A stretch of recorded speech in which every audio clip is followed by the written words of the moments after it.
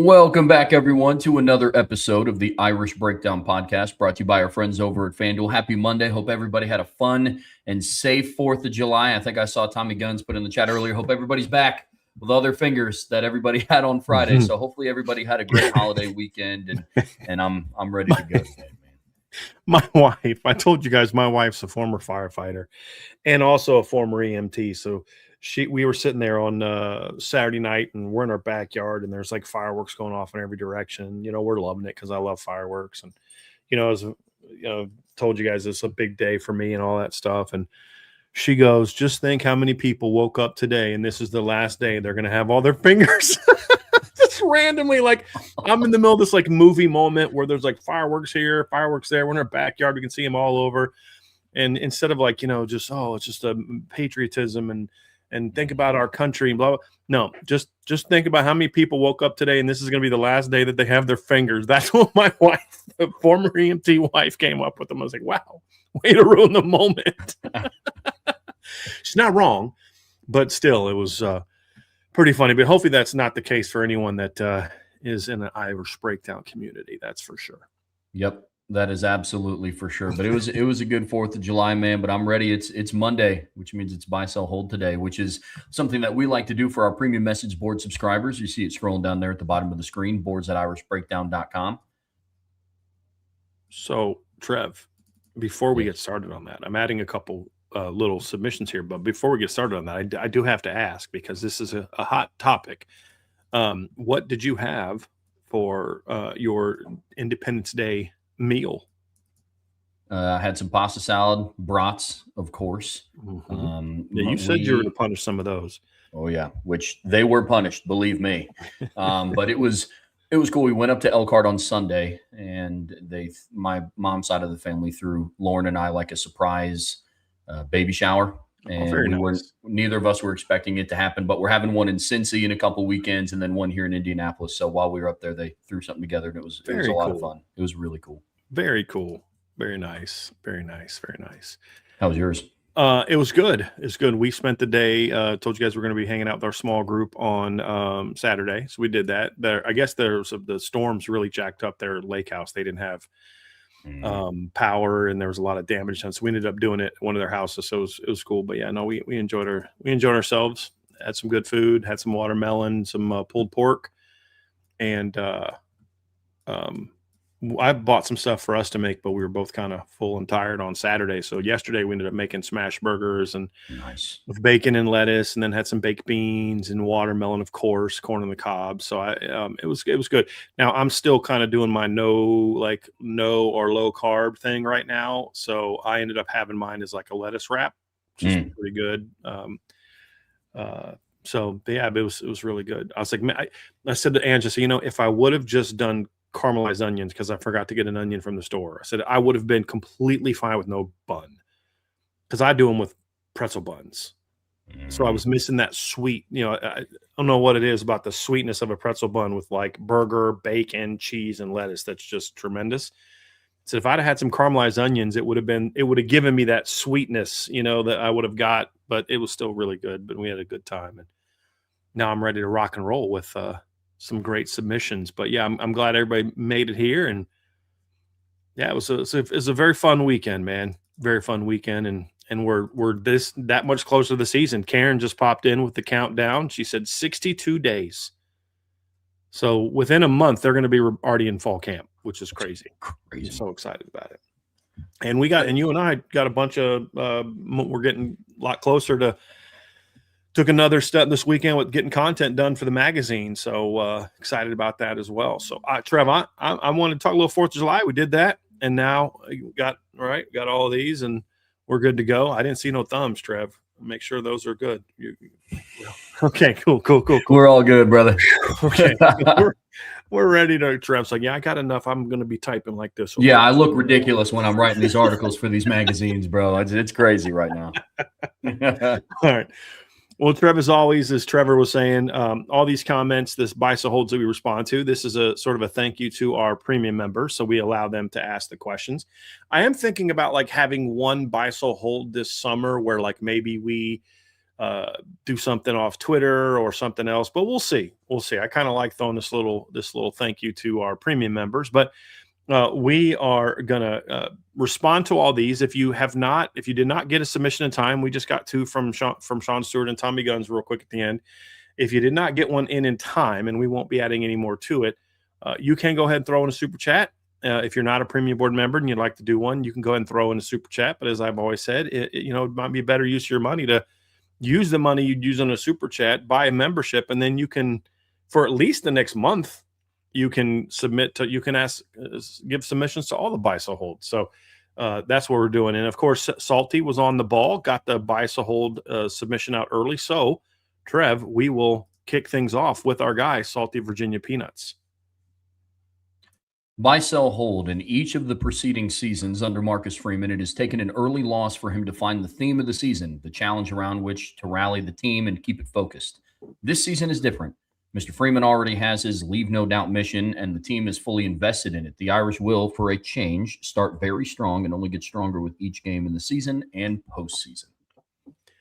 So I'm going to buy the last part, Trev, that the Irish will, for a change, start very strong and only get stronger with each game in the season and postseason. I'm going to buy that last part, but part of me wanted to kind of sell it because of what he said as far as like the leave no doubt mission, because while I think this will be fuel for this football team, we've talked about that. It's literally the lead topic in our magazine, just to throw a little bone to you guys. The reality is, to me, that's not a whole lot different than what they were talking about a year ago. We got to the title game and we fell short and we're motivated to get back the next year and it's going to be different and we're going to do this, we're going to do that.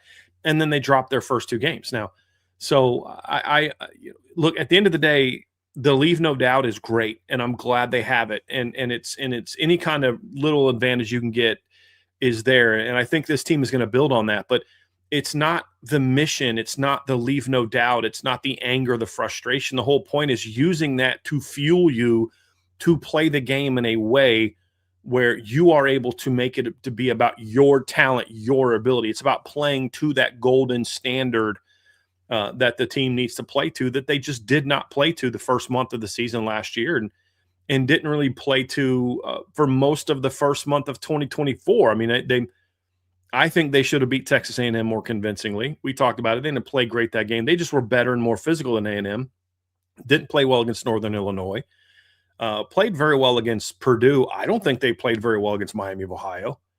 That was not a sexy game. Didn't play well against Louisville. They were just more talented than those teams. And it wasn't really till coming out of the break that team really hit its stride. So it's really going to come down to learning the lessons about why you start slow, and applying those is going to be just as important as whatever external motivation, as important as that is, that focus of, hey, we're not going to let them leave us out again. We're going to handle business. But it's like, okay, how do you do that? Right? It's good that you guys have that rallying cry, but how do you do that? How do you apply it? How do you learn those lessons appropriately? That's going to be the key. And I don't know that leave no doubt is inherently any different than, hey, we want to get back to the title game. We got so close and we just tasted it, and then now we're going to do everything we can to get back there. Like, okay, cool. And they didn't do what they needed to do to get that done. So we'll see. But I do think they'll start fast, because I think this is the most talented team Marcus Freeman's had. There's more continuity in the positions of leadership on staff. I think this is the first time he's had his OC, DC, and special teams coordinator all returning for a second straight season. And I think they've upgraded in certain areas. And I think overall, I think this team is built for a strong start, and the schedule sets up for a stronger start as well. So that's going to be a big key. But like, the leave no doubt stuff is awesome, and use it appropriately and properly, but it doesn't guarantee that they're going to start faster, because they've had this kind of motivation before and didn't use it properly. Agreed completely, man. Salty, I buy this in theory, but the team doesn't lack motivation. It didn't lack motivation last year, and it shouldn't take a big loss like in Northern Illinois to get a team as talented as this going. Brian, I agree with you wholeheartedly that it's a lot of it's about focus. You think of the 24 season, you had the revenge in mind of how you were the talk of the town after you lost in Northern Illinois, and then things looked dramatically different against Miami of Ohio. If they played the same that they did against Purdue at home against Miami of Ohio, They would have beat them by 30, 40 points, not by 25, and it would have looked significantly different. You need more than just being the favorite on FanDuel to win the national title to fuel you for a season. You have to go out and prove it. But I'm with you. The slogan is dope, but you got to make sure that you follow through on it and stay focused for all weeks of the regular season. I agree. From Black Irish 864, buy, sell, hold. Brian ate way too many hot dogs and watermelon slices on the 4th. So watermelon, yeah, I didn't have slices, but Angela cubes it. So I could just, eat a thing at a time. I had a lot of watermelon yesterday and on Saturday. Did not have any hot dogs this year, Trev. Decided not to go with it because we have this program called Yucca on our phone that kind of we use to say, is it smart to eat this? And so I was trying to find, and it has in it marks it shows all the additives that are put in it. And are they high risk additives, low risk additives, medium risk additives, no additives, things like that. And it's every hot dog has this acid and then nitric acid. And it's the thing, what are the symptoms? Can cause cancer and death. And I'm like, okay, I don't like hot dogs that much. It's Very we fair. did find there's a Hebrew national hot dog that doesn't put any of that stuff in there, but it's they don't sell it everywhere, and they didn't have it at the stores we were at. So I went ahead and skipped on the hot dogs this year, Trav, and went with hamburgers and pulled pork instead. It's the right choice. So I love it. Yeah. So it is really crazy, Trev, how things that I love, where I'm like, how bad could this be for me? And then you're scan. You're holy crap. And then grades on 0 to 100, and all the hot dogs are 0. It's just good Lord, you can't even give me a 9. You can't give me something, It's not good. It's not good. From D-Troll Hunter, buy, sell, hold. Rocket not being the best number 25 of all time on ESPN's list. I mean, I'm not surprised by it, but yeah, I'll sell that. I don't know what buy or sell is the right answer here, but yeah, I think he should have been in the top 25 with all due respect to Tommy McDonald and the success he had. And he was a great college player back in the 50s. I still say Rocket's still the most dynamic player I've ever seen. There were some in there that were real questionable. And some I was like, Caleb Williams, number 13, that's the best number 13. And then I'm looking at the ones they consider, and it's yeah, okay, Dan Marino's senior year kind of drops him down the list a little bit. And I'm like, Gino Toretto was super overrated. I'd have to go through and think of some other 13s, but I was like, yeah, I mean, Caleb Williams has honestly had a better college career than what Dan Marino had, especially since, his senior year. There's a little, they're very quarterback centric in there, but yeah, some of the ones I had a lot of problems with. Number 7, Michael Vick. As fun as Michael Vick was and as dynamic as he was, 2 things. Number 1, Michael Vick only played for 2 years at Virginia Tech. Number 1. Number 2, while prolific, he, as far as having the most impressive highlight reel, the guy threw 20 career touchdowns and had 11 career interceptions and only rushed for 16 touchdowns. Only rushed for 1,200 yards combined in 2 years. And you're going to have him over. I mean, look, obviously, I think John Elway should have been number 1. I'm a John Elway fan, but I mean, John Elway was a 3-year starter, was a Heisman runner-up, was an All-American, and led the nation in passing. He had set a bunch of career passing records, in his time. And so I'm like, how are you going to have a guy that played 2 years, as prolific as he was, be in there over a guy that played for 4, number 1, and then a guy that led the Pac-12 in rushing, but he ranked 3rd in college football. Let me see passing yards. He was 3rd in college football in passing yards his senior year. Was a Heisman runner-up. And by the way, John Elway had more passing yards than Steve Young, Randall Cunningham, Doug Flutie. There were some dudes that he was finishing ahead of, right? And Boomer Esiason and guys like that, but led the nation that year in passing touchdowns as a senior. He had more passing touchdowns in 1982 than Michael Vick had in 2 whole years as the starting quarterback at Stanford. And so I look at it, I'm like, come on, guys, what are we doing here? Seriously, what are we doing here? But even if you don't want to go John Elway, can I get a Danny Warfel, please? You know what I mean? A Heisman Trophy winner. Even if you don't want to, John Elway, whatever. Okay, well, mean, Danny Warfel won a national title and won a Heisman Trophy and was a prolific quarterback. I can't even get me a Danny Warfel in there. You know, a guy that threw for 74 touchdowns in his last 2 years, finished third in the Heisman Trophy voting in 95, won it in 96, was the Maxwell winner, Walter Camp Award winner, first team All-American, and oh, by the way, won a national championship. Like, what are we doing here? You know, like, come on, let's be serious. So there were some like that, Trevor. I was like, okay, guys, come on. Let's be serious here. But there was definitely another thing, there was a very quarterback driven award. And the interesting one was number 5 was also very egregious. Darren McFadden was a great player, but having Darren McFadden over Reggie Bush and LaDainian Tomlinson, really? Like, and Christian McCaffrey, like, with all due respect to how good Darren McFadden was, he was very, very good.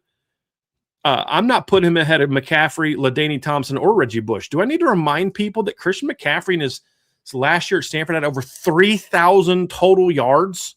Broke Barry Sanders' record in all-purpose yards.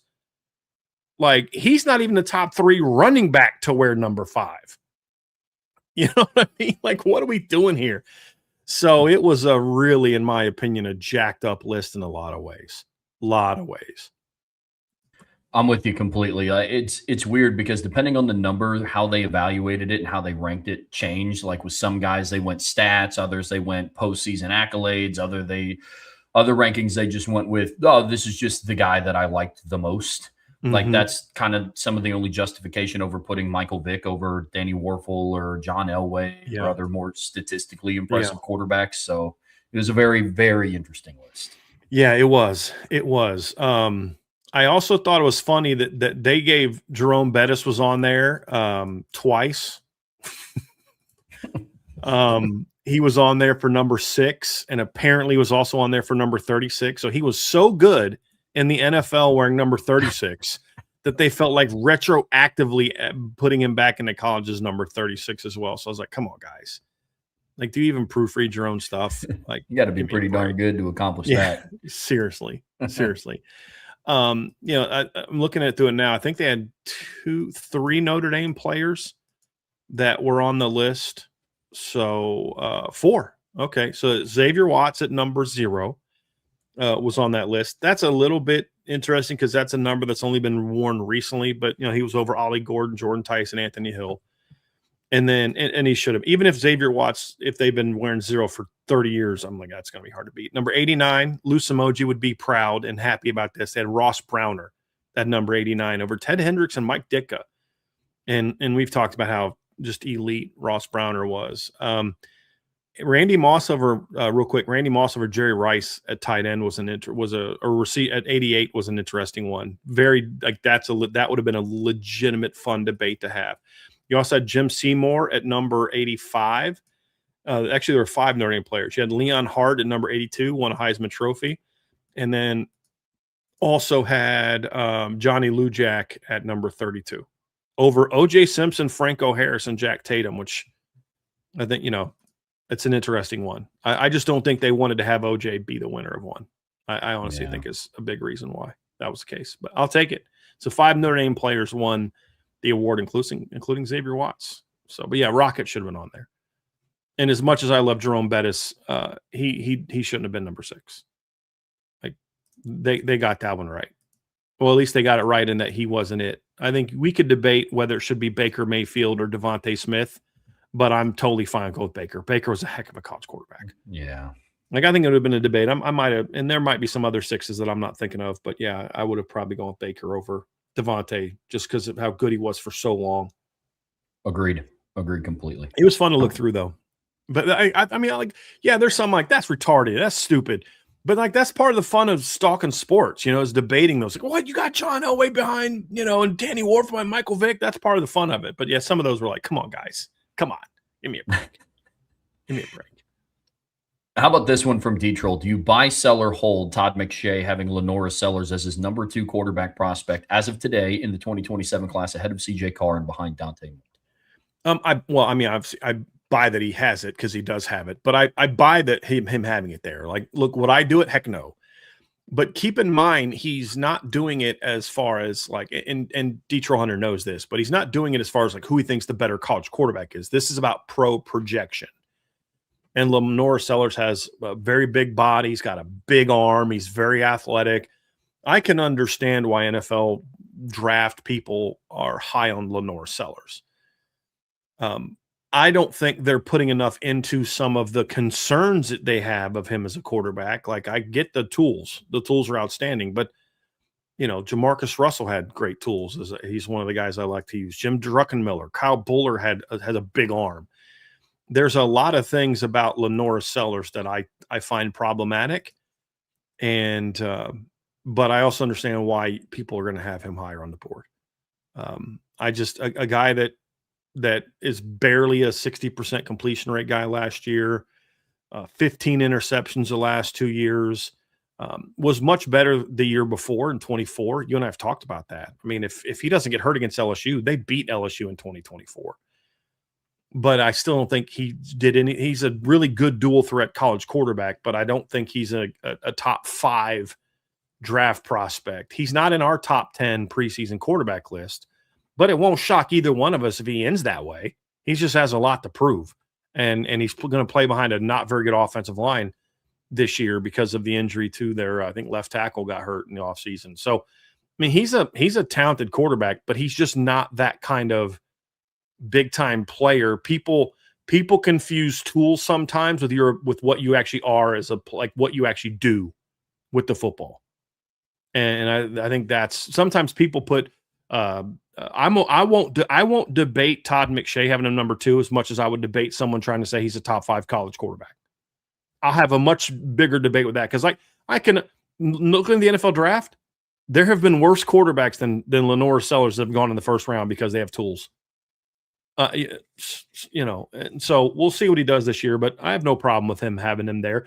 I also think CJ still has things he needs to show as a player, before he's ready to become that guy. I actually thought it was impressive evaluation of CJ to have him 3rd when you consider all the talented quarterbacks come back there. And I think McShay's explanation of why he has Sellers and Carr where they are was way better than whoever that dude he does the show with. Like, I was like, who is this guy? Like, stop letting him talk. Just let him ask you questions and stop letting him give his opinion, because it brings the show down. But I buy the reasons why, looking to the draft, why you would have Lenore Sellers out of CJ. I wouldn't, but I can understand why when you think about what people put into draft projections. I can teach a guy to read a defense. I can't teach that arm. I can't teach that body. I can't teach that athleticism. Okay, fair. I don't necessarily agree with that, but that's fair. Yeah, the sticker shock of seeing Lenore Sellers ahead of CJ Carr not a week after Todd McShay was like, CJ Carr was the MVP of the Manning Passing Academy, and it wasn't even close, and he has all these tools, and he was the guy. And then like 5 days later, he's like, yeah, Lenore Sellers is a higher draft prospect today. I think it was a little interesting, but I'm with you. I don't put too much stock into it, because there's just, the NFL is going to continue repeating this mistake. They have proven, especially over the last decade, that they are not a league that develops quarterbacks at a high success rate. Dude, and he's just going to be. Simpson can go 13 overall. Lenore Sellers can be the number 2 quarterback taken in the draft. 100%. Are you kidding me? Like, that's the thing. So, like, principally, do I disagree with it? Yeah, but I also understand, like, there will be just a good portion of NFL GMs. I'm like, he's what? He's 6'3", 245, runs a 4.5 40, and can throw it 82 yards on his knees. Yeah, let's get him number 2 overall. Like, it's just, you'll have that every year. Now, I will give McShay credit for not putting Carr too high based on the workout he did with no pads on. Like, if you thought Lenore Sellers was better than CJ Carr coming into a non-padded workout, then I don't know that you should change your opinion coming out of a non-padded workout with no defense. Oh, for sure. But yeah, I mean, so that he was already on Lenore's, which I'm fine with. I'm fine with. Again, you can disagree with something and still say, I get why you feel that way. You're not an idiot you know what I mean? Like there's, I say, I don't think you're right. And I'll tell you why I don't think you're right, but it's not like this guy doesn't know ball. Yeah, I don't think it means that at all. This is an interesting one. Buy, sell, hold. You have higher confidence in DJ Lagway, who's now at Baylor, reaching his ceiling, than Bryce Underwood at Michigan. Buy. 2 reasons why. Obviously, a big part of DJ's problem has been injuries.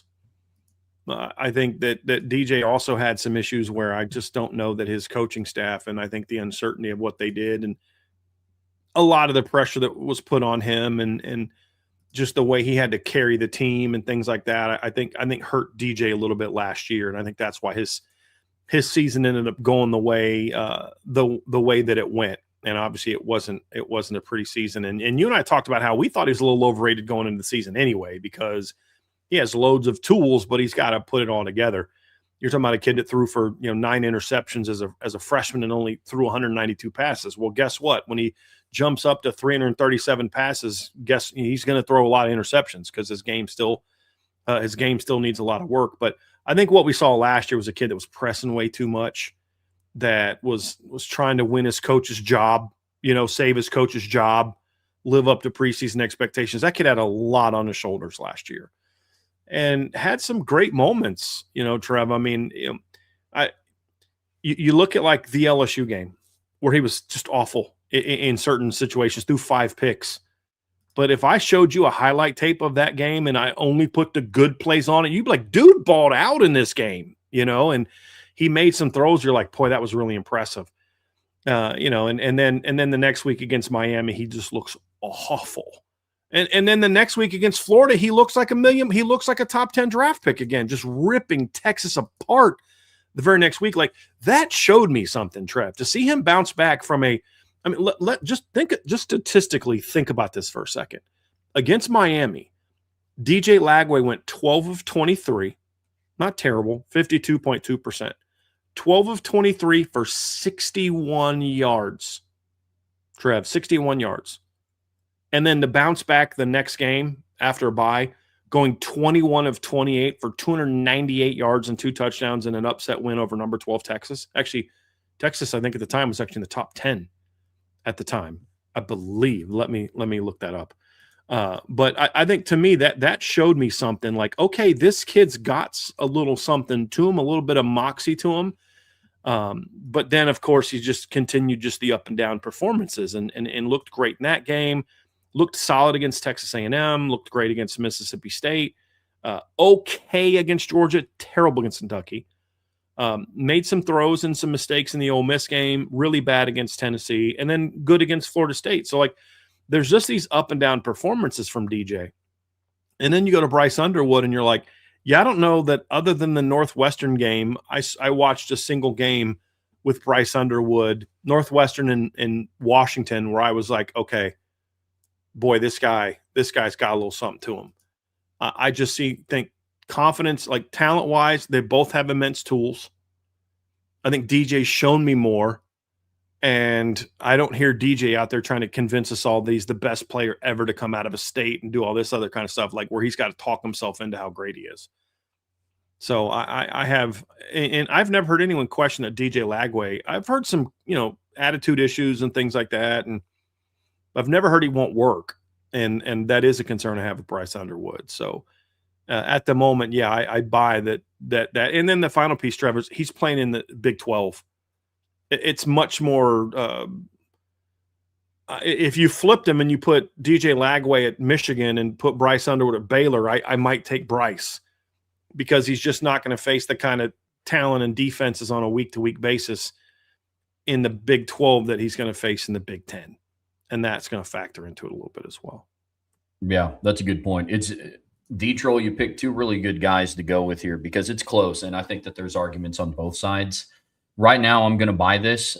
I just always hesitate when it's like I need to see somebody stay healthy for a season, whereas I don't have health concerns with Bryce Underwood, but he's also younger. So it's like, what are you going to err on the side of? Like somebody who has more experience, that has shown more flashes, but in more time, or somebody who's going into a new regime, who's younger, but their physical tools are very comparable as far as ceilings are concerned. But as of today, I'm going to buy this, but it wouldn't shock me if we were either correct or incorrect on this one, because I think both of these quarterbacks have a pretty wide open season going into 26. That's why I think you're correct in saying that this is a good submission, because they both don't inspire a ton of confidence.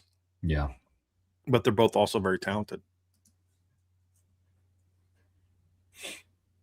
From D Troll Hunter, buy, sell, hold. Each of these would better succeed in today's college era. Charles Rogers, Michigan State, Maurice Claret, or Ryan Leaf.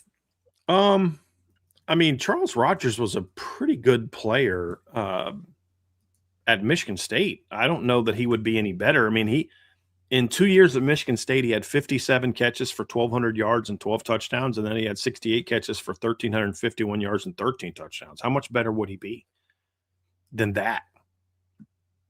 You know, I mean, maybe you could argue that he'd be better in the NFL, maybe. I don't know, but not in college. You know, Maurice Claret, again,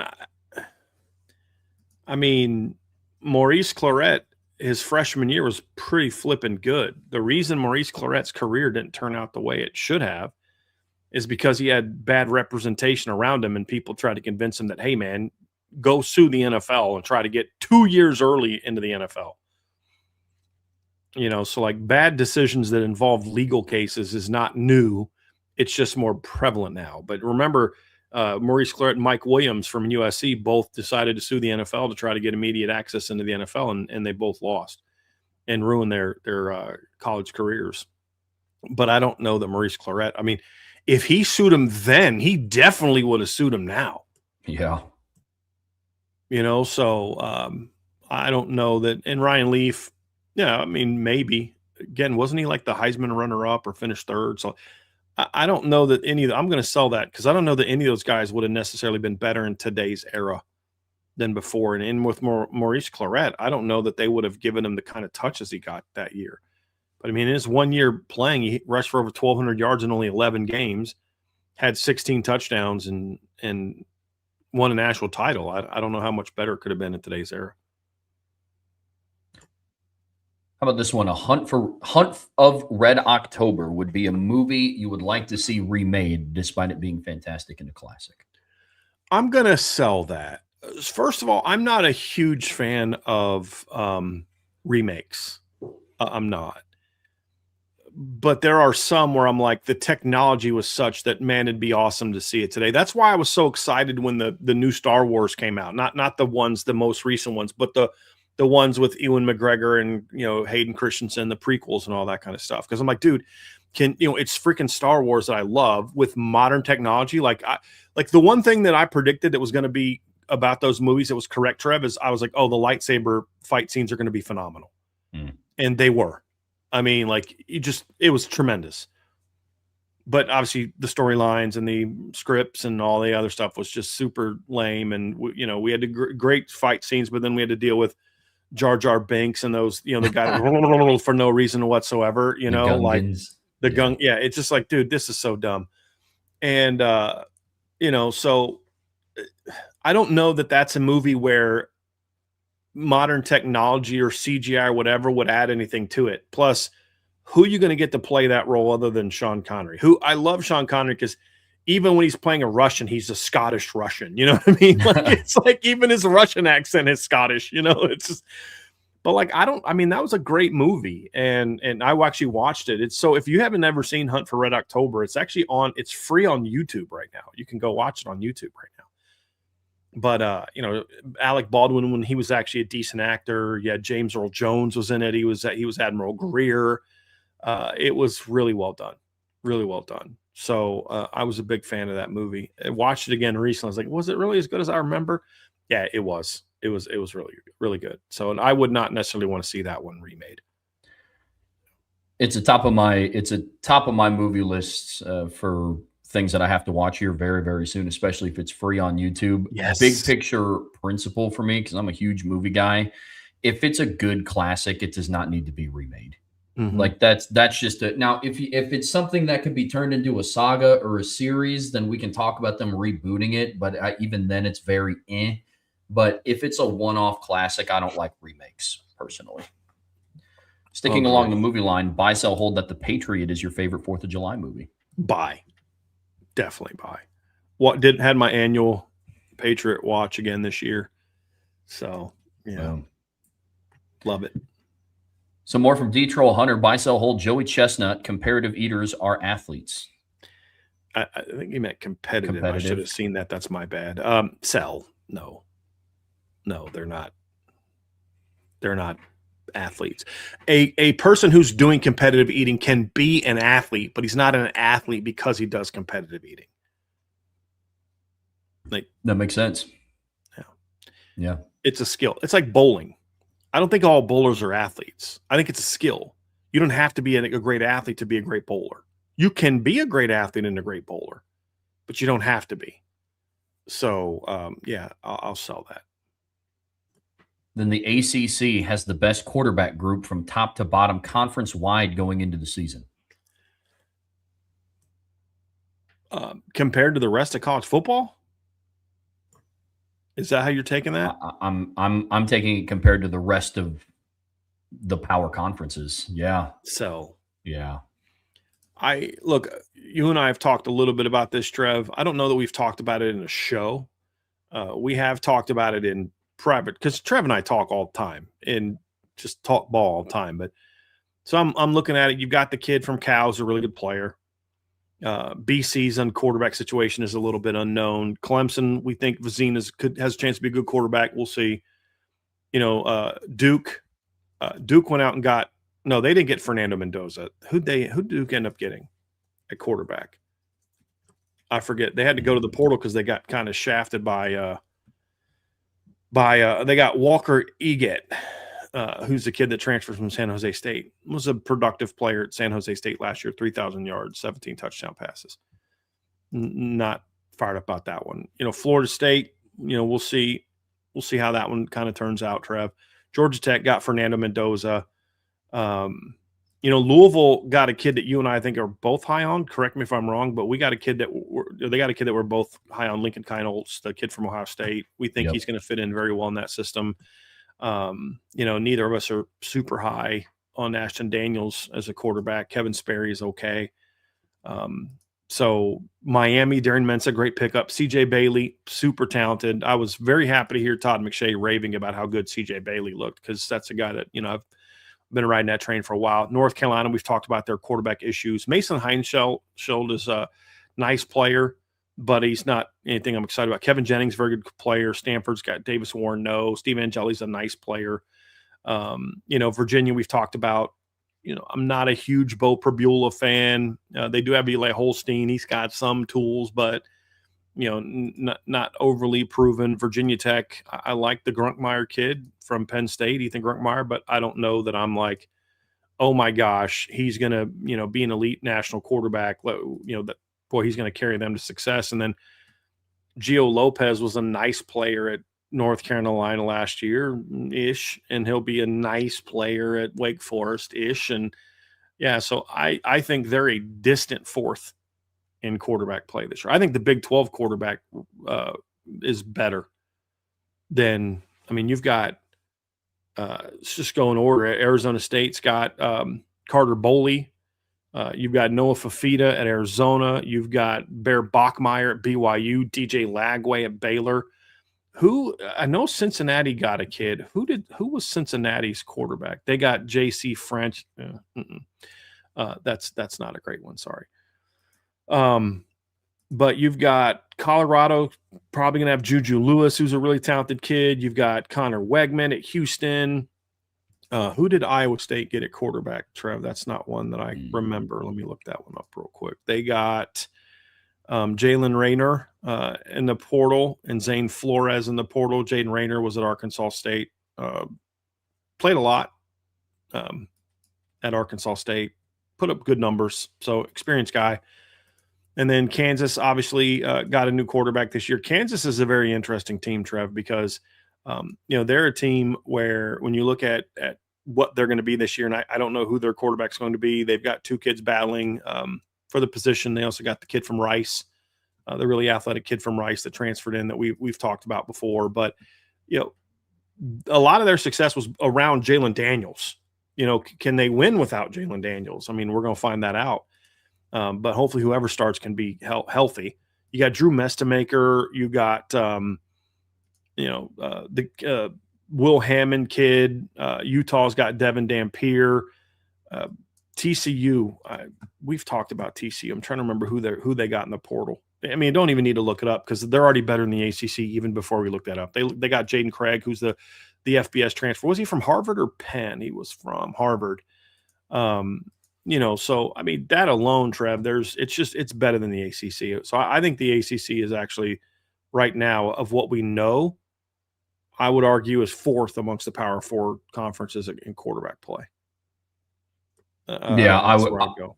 I would too. This is a hard sell for me. The ACC has a significantly lower floor at quarterback play, and they just don't have the top tier guys to compete with, in my opinion. It's closer than what the floor is when you factor in guys like Darian Mensah and Kevin Jennings, but then the kid from Cal, I put him in the conversation as well. Yeah, it's like they're definitely in the conversation, but then when I'm comparing it to Julian Sain and Dante Moore and Josh Hoover, it's kind of like even like Drake Lindsay in the Big Ten. Like I think there's a chance to have like 4 or 5 really good quarterbacks in the ACC this year. I think the kid from Cal can be that. I think Lincoln Kleinholtz could be that. I think that Darian Mensah is that. I think CJ Bailey is that. And I think that Kevin Jennings is that. Maybe Steve Angeli. Mason Heinzel's, again, good player, but is he I think kind of what we saw from Mason Heinzel last year he is what he is. How much better is he going to get? Maybe Ethan Grunkmeyer, but there's a lot of maybes, a lot of what ifs there, where in these other leagues, it's kind of like we already know what those guys are. So I'm gonna say no, I'm good. I'm gonna pass on that one. Agreed. Some more from D-Troll. Buy, sell, hold. Part of the reason Navy and Army have become resurgent in the modern era is their roster stability compared to high turnover of teams in the AAC, losing their best players to P4 teams. I think that's part of it. I think that so there's 2 aspects to this. Number one is those leagues continue to have constant roster turnover, which is part of it. But I think that roster turnover also helps Army and Navy in another way. So before the transfer portal era became what it was, Trevor, you could kind of write a book on Navy and Army. I mean, as a coach, like, okay, we play them every year. The teams in our league play them every year. We know what works. We know what doesn't work. And that's why there was a period where Navy was kind of struggling a little bit on offense. And so what's happening now is as the league has expanded yet again, you're not seeing them play the same teams as often. And you're seeing a bunch of players not playing against them a second and a third time. So before, Memphis has got a 4-year starter at middle linebacker that's now seen Navy, 3 times going into a senior year. Now they've got a brand new linebacking core that's come over from somewhere else that's never played the triple option before. So I think that's another aspect on top of just the continuity that you refer to. So I buy this. It's not just the continuity that their roster has continuity, that you're seeing it from others. Now, they have been hurt from the portal, Army especially. Army lost 3 really good players from their 24 team to the portal. You had the running back, the D lineman, and they had one other kid. I can't remember what position. I think they had a third kid, I believe, that also transferred. We talked about the DN last week, Trev, when we were doing our breakdown of who was it, North Carolina? Yeah. Right. And, he transferred from Army to Georgia, didn't do anything at Georgia, and then transferred to, I think, North Carolina. And then, of course, we had, the running back that transferred to Arizona State. Should have stayed in Army. So, Udo, right? Elo Medozi, I think, went to Medozi, yeah. I think he's at Purdue now. But he transferred to Arizona State last year. He left Army to go to Arizona State and did not do well. Didn't play a ton there last year. So let me just look that up. Elo Medozi went to Georgia and then to Purdue. No, I'm talking Kanye Udo. He's the kid from Army. Kanye Udo went to Arizona State. Yeah. Was the other kid at Army? Yeah, Elo Medozi was at Army, then he went to Georgia, didn't pan out there, and now he's at Purdue. That's the D end. Yes. So Purdue, not North Carolina. Okay, I thought I'm like, no, dude, I know it's Udo. I know the running back. Yes, the D end. So Purdue now. Thank you. And that's right, because they have all the Georgia transfers. Yeah. So but the point is, so Army has been hurt by it, but 2-3 guys compared to teams are losing, double digits every year certainly helps them. Navy especially has benefited from it, but I do think it's that twofold aspect of now you don't have as many opponents that have players on the roster that have seen the triple option, which it makes it a little harder on them to defend. So I definitely buy this. Yep. I buy it as well. The other piece of it too is their coaching. I mean, we got done talking last week or whenever we did our SEC kind of overview comparing it to Notre Dame that the coaching in the SEC just hasn't been great. And Army and Navy have two of the better G5 coaches in Jeff Monken and Brian Newberry, and they're a very disciplined football team. And so with all the transfer portal stuff, there's a lot that goes into it. But I'm with you, Detroit. I'm with you.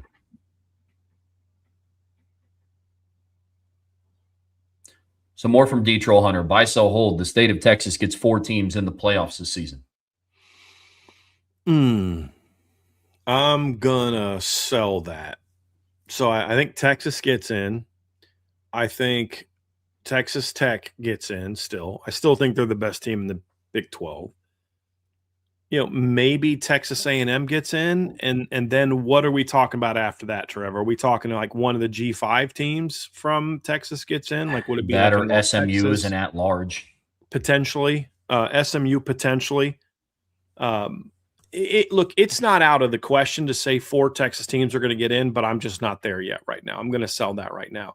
Texas A&M has a lot they need to prove to me. They're going to be a top 10 team for me, most likely, when we do our preseason top 25, because I do take into account last season.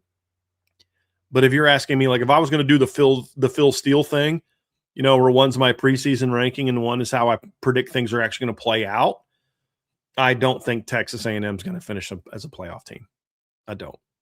I'm fine ranking them as a top 10 team this year going into the season for what they proved last year, but I don't think they're going to actually just too much turnover. And because like the problem for them is they had turnover on the field in the trenches. They also had turnover in the coaching staff. Yeah. And that's a bad combination, dude. Really bad combination. Agreed. Then we will start to see states actively investing into college football teams as the next step of the college football arms race due to economic impacts. Well, I think you're kind of already seeing that a little bit. I mean, that's why you have these states attorneys general filing lawsuits on behalf of their football teams. Like, they're not just doing this because they're fanboys. And I think some of that is I'm an UT grad and whatever, but part of it is, hey, we're going to do what we need to do for our football team to be successful because we understand the financial impact that success in the football field has in our community.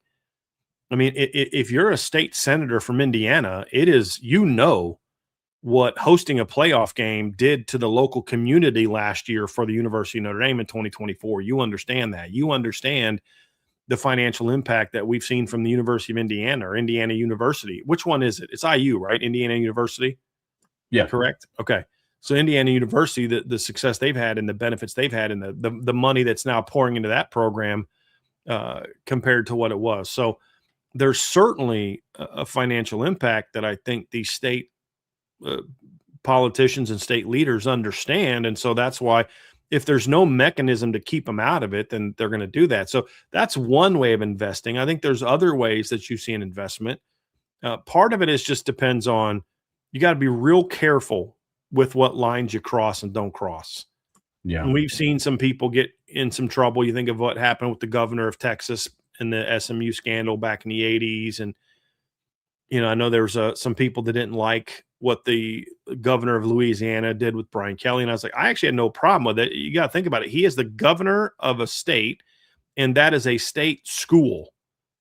So, of course, he's going to be involved.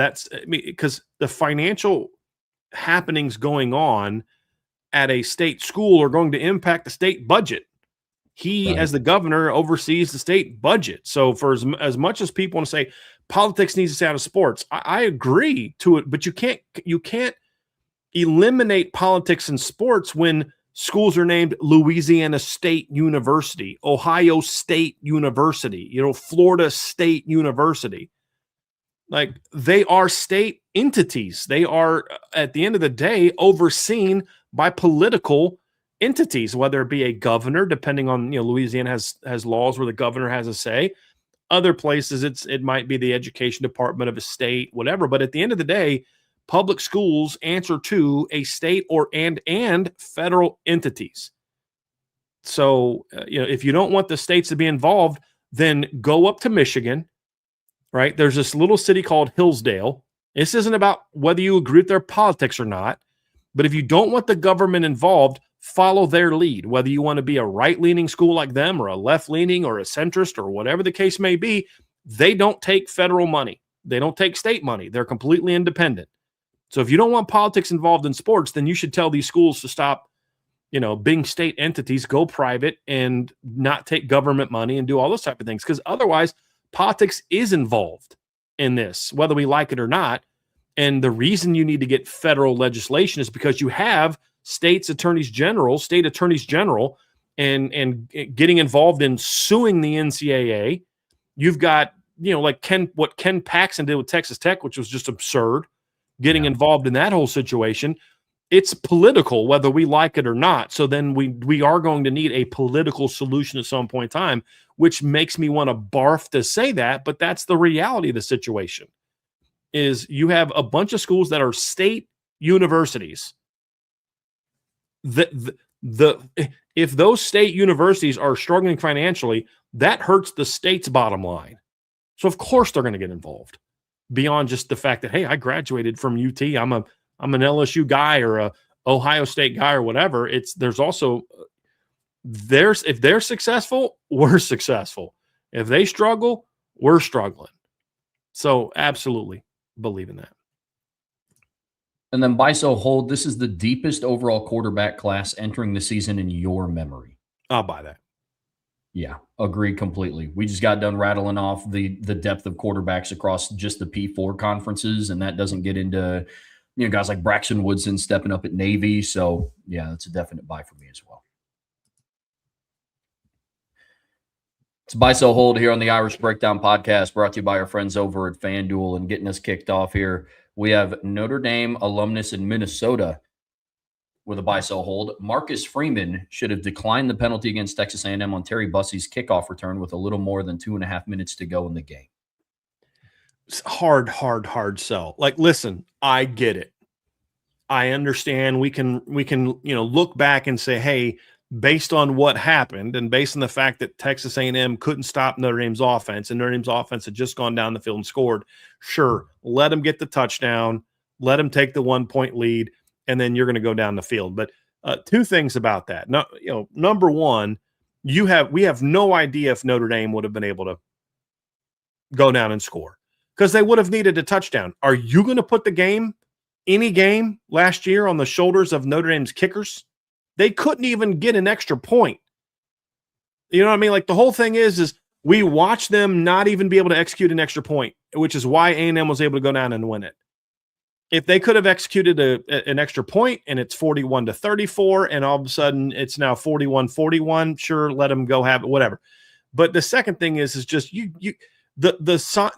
what that would have shown to his defense, he'd have lost that group for the entire year.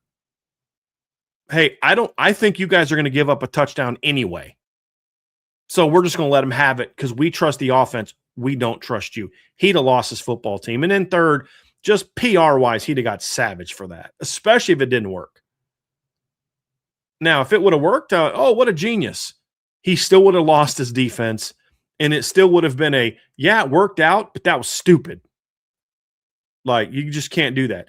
I understand the desire. We've even said on the show, man, I wish they wouldn't have called that penalty. And we've kind of half joked like they should have declined it, but like, that's not a serious thing for us to say. You have to trust your defense enough. And at the end of the day, if you don't commit a dumb 3rd and 16 penalty, and if the officials call a blatant tackle / hold on Donovan Heinisch, then we're not having this discussion anyway. But you got to be able to make the stop. Got to be able to make the stop. Simple as that. Yeah, the only part of that game, because I actually just went back through and rewatched that game, and the only thing that I could even go back and say, like, if this was different or if this played out differently, the outcome of the overall game might have changed, was if Jeremiah Love didn't score in that play and he went down in bounds. Mm-hmm. And not giving Texas A&M 2 minutes and 53 seconds to go on a 13-play drive to end the game. But even then, Brian, to your point, you still have to make the stop regardless. I mean, it's Texas A&M ran their offense with what was allotted on the clock. I mean, there's no telling that Notre Dame's defense would have been able to get the stop even if there was a minute 41 left, not 2:53. But exactly. That's really the only thing when I go back and watch it that it's like maybe, but even then, Jadarian Price returns the ensuing kickoff back for a touchdown, and then you leave a minute 5 for A&M to go down and score again. right. You know what I mean? Like, A, as DJ said, make the extra point. B, freaking make a stop on defense. I mean, they needed a touchdown. You could 75. They had to go 75 yards in a couple minutes. Make the extra point. Stop them on defense. That was really the only answer. Yeah, agreed completely. In Indy, look, dude. I am sympathetic to what you're saying, and I won't pretend that like there isn't like that thought in your head, that emotional thought in your head that says, "Hey, what if they'd have done this?" But at the end of the day, you just can't make that decision as coach. You'll lose your defense, and if it doesn't work, you're going to get savaged. ND alumnus in Minnesota went on to say that is the chances of winning the game were better if Notre Dame was down 1 point with possession of the ball compared to Texas A&M having the ball down, but with a 6-point Notre Dame lead. Yeah, get all that. Just you can't. You can't. Agreed.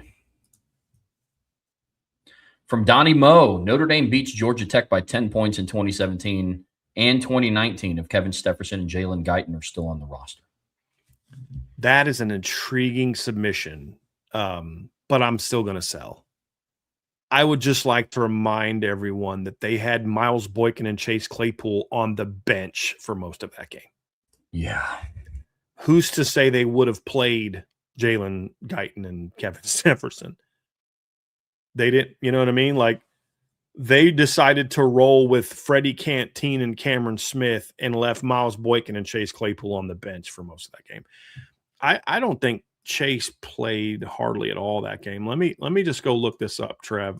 I'm gonna find that because actually PFF actually was doing snaps that year. So let's go back to 2017 and let's go to the Georgia game. Offense, receiver. Chris Fink played 19 snaps. Freddie Canteen played 23 snaps. Cam Smith played 66 snaps. EQ played 69 snaps. Michael Young played 7. Chase Claypool played 6. And Miles Boykin played 6. So they had two 6'4", very athletic, very talented receivers sitting on the bench in that game for Freddie Canteen and Cameron Smith. So I don't have a lot of confidence that Brian Kelly and his staff would have played those guys anyway. So they didn't lack receiving talent in that game. Now, you say, well, Kevin would have been older. Yeah, so? Yeah, okay. Then, Chase was a second-year guy. Miles was a third-year guy. Doesn't tell us anything. Like, are we to believe that Miles Boykin just learned how to play football the week of the LSU game? Bowl game? Right. Yeah. I'm with you. As intriguing of a submission as this is, Donnie, I'm selling it as well. There were more issues in the game than who they played at receiver, but that was an issue. I love this. What if Kaiser played in 17? I bet Indy wins. Did you watch Deshaun Kaiser in 2016? Like, we're just going to act like he didn't have some terrible decisions and moments like, those big games? Come on. Sticking on the lines of the 2017 team, the great 2017 offensive line is even better if Alex Bars is at right tackle and Tommy Kramer is at right guard. Man, I had to think about this one too. These are two good submissions by Donnie Moe. Very good submissions because, you got to think about them for a second, Trev. Like, the first one, I never addressed, if Kevin Stepherson and Jalen Guyton were on that team and played, yeah, I think you might have won that game. Sure. My whole point was I don't know that they would have played. But if they would have played, yeah, I think you would have won that game. It was a close game. Here, so if I think about it, so you put Alex Bars at right tackle, you put Tommy Kramer at right guard, and then when Robert Hainsey doesn't play, I don't know if I can do that. You know what I mean? I don't know that makes them better. I think but having Alex Bars inside, what you've done is you've made your interior is locked down. You're an inside zone team. That's what Notre Dame was in 2017. Inside zone was their bread and butter. You've got to be dominant up the middle. That's the reality of it. And so I'm still going to be good up the middle there. And I thought the right tackle situation in 2017 was fine. It was fine. Especially because they communicated what the rotation was going to be between Tommy Kramer and Robert Hainsey. I'm with you completely. It's so hard to picture a world where a Joe Moore award-winning offensive line would have been better. But it's a good submission, Donnie.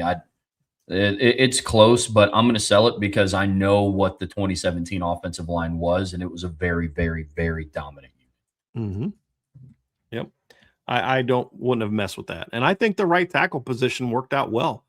You use, Kramer was there when they really wanted to run the ball. When they'd get in 2-minute drill, they'd put Hainsey in the game. I thought it worked out great. Agreed. So no, I don't think it would have. I think it would have been better if they would have been able to take some of the pressure off of the offense with the throwing game. I think that would have been better. That would have been better. Good submission. I like these because these made me think. These were, they made me think. Even though I sold both of them, they definitely made me think. From Grubbing Up Heisman, buy, sell, hold, the biggest recruiting misses. I guess buy one, sell one, hold one between George Karlaftis, Peter Skoronski, and A.J. Dillon.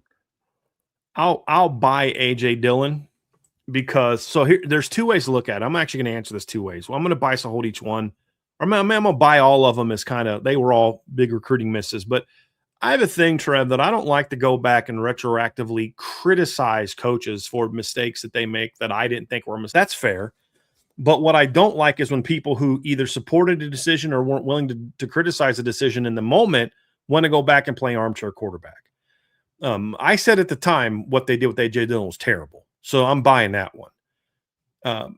Peter Skoronski was an interesting one. I don't know that they would have gotten him anyway. Like, I personally would have liked to have seen them go after Peter Skoronski, but I don't know that I'm going to criticize him too hard because I didn't see Peter Skoronski turning into what he turned into. Like, I'm going to be honest. I didn't. I liked him. I'd have taken him, but I don't know that I can look back and say, hey man, I saw that one coming, which I have said about Luke Kuechly. I've said this before. Like, I thought it was stupid. I thought they missed an opportunity. I thought Luke Kuechly was a stud. I did not think that about Peter Skoronski. I thought he was a good football player. I would have taken him. I thought he had some talent, but I did not see him as a guy, Trev, that I was like, oh my gosh, those idiot coaches, boy, I tell you what, I cannot believe those morons didn't go after him. God, they're just the dumbest bunch of people ever. I didn't see it that way. And so that's why I don't know that I'm willing to hammer them for that.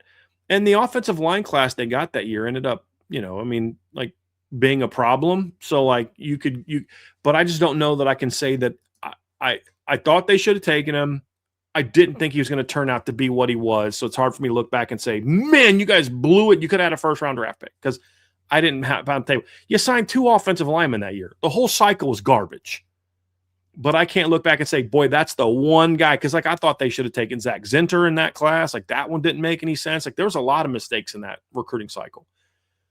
George Karlaftis, I'll sell that one because I didn't think George was going to be the player that he was. I saw him at Irish Invasion and he had super tight hips.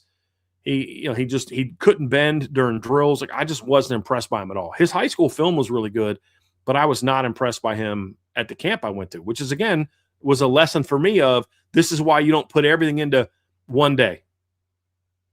Because you can have a bad day, and if you make your entire evaluation around that one day, then you miss the whole thing. And I was just not impressed by George Karlaftis, and therefore did not criticize the Notre Dame staff for not taking him. So I'm not going to look back and like, freaking Elston, what an idiot not taking George Karlaftis. Because I didn't say that at the time. I did say that at the time about A.J. Dillon. And so that's why I'll buy that one. I'll hold Skoronski and we'll sell Karlaftis because he was the one that I was like, I'm good not taking him. Like, I get it.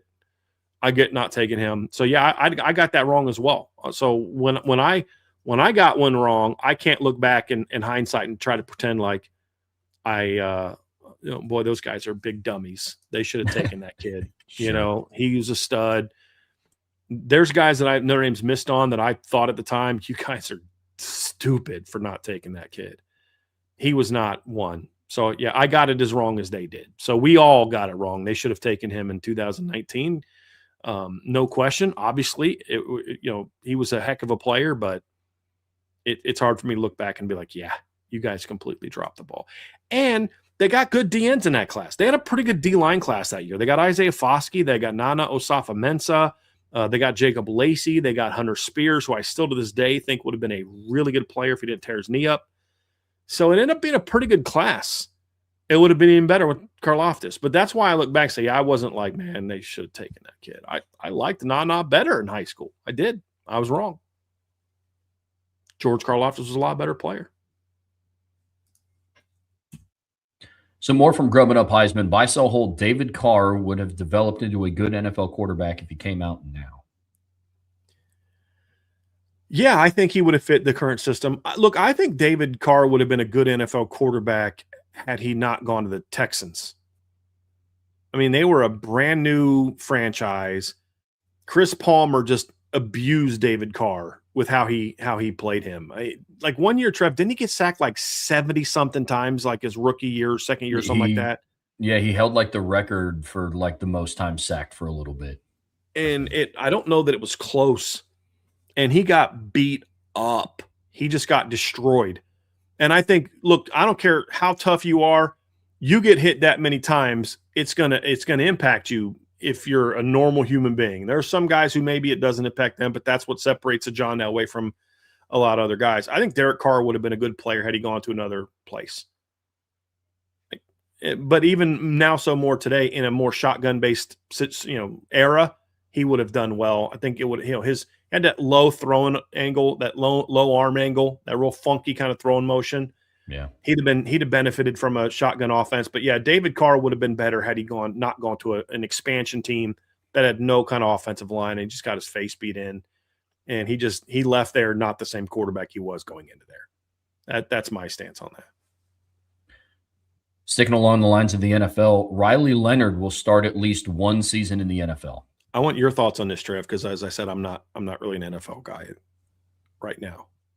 I buy it as a possibility because anything can happen. I don't know if it's going to be with the Colts because they're really making a push to get Daniel Jones back for the start of the season.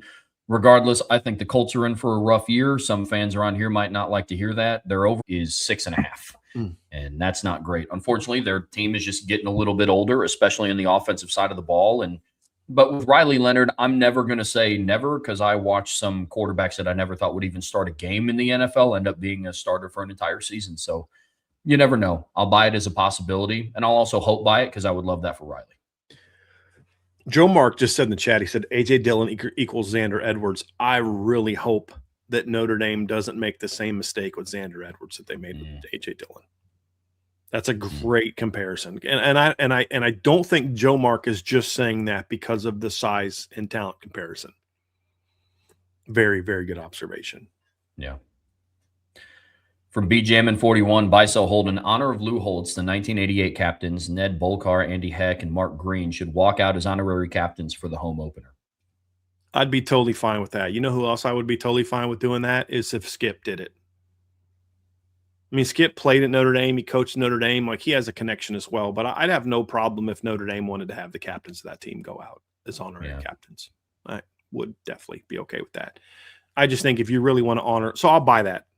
But my thing is, if you really want to honor Lou in that way, I'd have Skip come out. Because I don't think he's coaching in college. Isn't he still coaching in like the UFL or USFL or whatever it is now, right? Yeah. So he should be free around then. But, I'd rather have Skip do it. I think that'd mean a lot to him too. For sure. Yeah, I'd be cool with that.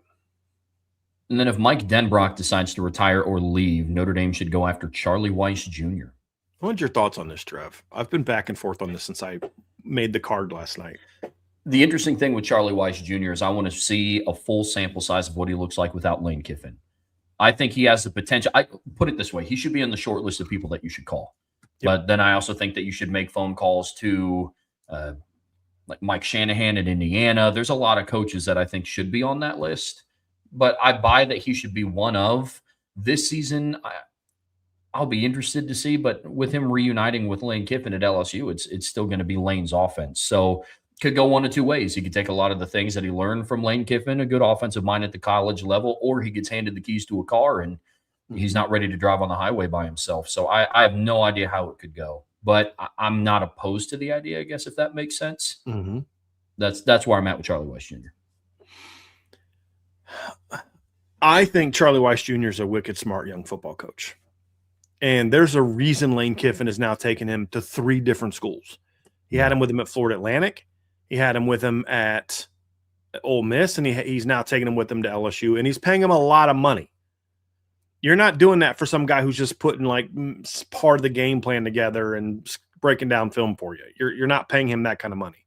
Right. There's clearly a trust factor. He's going to put the game together, and then I'm going to call it. And I trust that he's going to put a great game plan together. Say whatever you want about Lane Kiffin. That guy's one of the better offensive minds in the game. Like, that's not debatable. So if he feels that strongly about Charlie Weiss Jr., then you know Charlie's got wicked smarts. I would, you'd have to talk to him, and you'd have to bring him in but here I'm with Trevor. The concern is Charlie's never technically run an offense all by himself. He's always kind of been the OC running Lane's offense.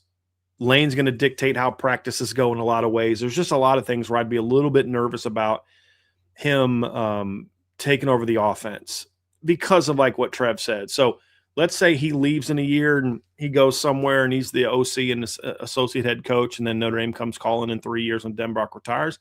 I'd be okay with that. You know, like somebody in the chat said, Weiss called a heck of a college football playoff. Again, he doesn't call the plays. Like everybody admits that. He's the offensive coordinator. Lane calls the plays. That's the whole point that we're having here. So you can't say Weiss did that, right? Because so I get he called plays in the playoff game, but like he's still running Lane's offense. It's not his offense. That's the whole point that I'm making. So I will say, however, you can, if you want to, like Andrew's trying to, you can look at the playoff and say, hey, that was him calling plays. Fair, but again, it's not his offense. And that's where it's like there's still some hesitation. Because then you could say, well, Pete Golding won 2 playoff games as a head coach, so he must be a great head coach. He did it with Lane's team. That's very different saying, I'm the OC, I'm doing this, I'm doing that. You know what I mean? So it's like it's hard to draw too much from that because he's still running Lane's offense. But I do think Charlie's a wicked smart young offensive mind. I do. And I just think it would be somewhat poetic to have him come back to Notre Dame someday and do well, because one thing that I still kind of hold a grudge against some Notre Dame fans over is how they treated Charlie's kids. There was a very small but very loud part of the fan base that were just absolute a-holes to Charlie Jr. because Charlie had him on the sidelines. I'm going to tell you right now, if I was the head coach of Notre Dame and I had a son, he would be on the flipping sidelines with me if he had interest in football. I don't care. That's nepotism. So I earned this spot. I earned what I did in my career has me as the head coach here. I'm going to give my son advantages based on that. If my son's smart and is interested in it, I'm going to want to be around him. He's my son. I have to sacrifice a lot of family stuff to be the head coach here. If my son has his interest, like if Vinny Freeman wanted to get into coaching and that was his thing, not wrestling or whatever, and he wanted to be on the sidelines of Marcus Freeman and learn, and go for it.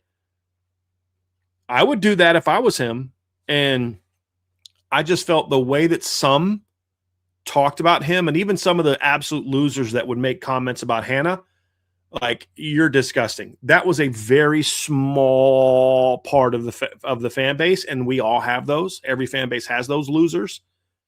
But it would be awesome to see Charlie Weiss come back and have success at Notre Dame, and just kind of, it just would be a great ending to the Weiss story at Notre Dame. That's kind of how I look at it. But I have a feeling that before that happens, Charlie's going to get an opportunity to be a head coach somewhere.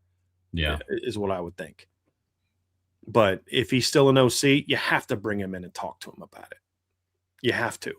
I have some concerns about, like Trev and I have talked about, compared to, guys like you mentioned, Mike Shanahan, other guys we know run the offense on a day-to-day basis, design their offense, call their offense, things like that, something that Charlie didn't do.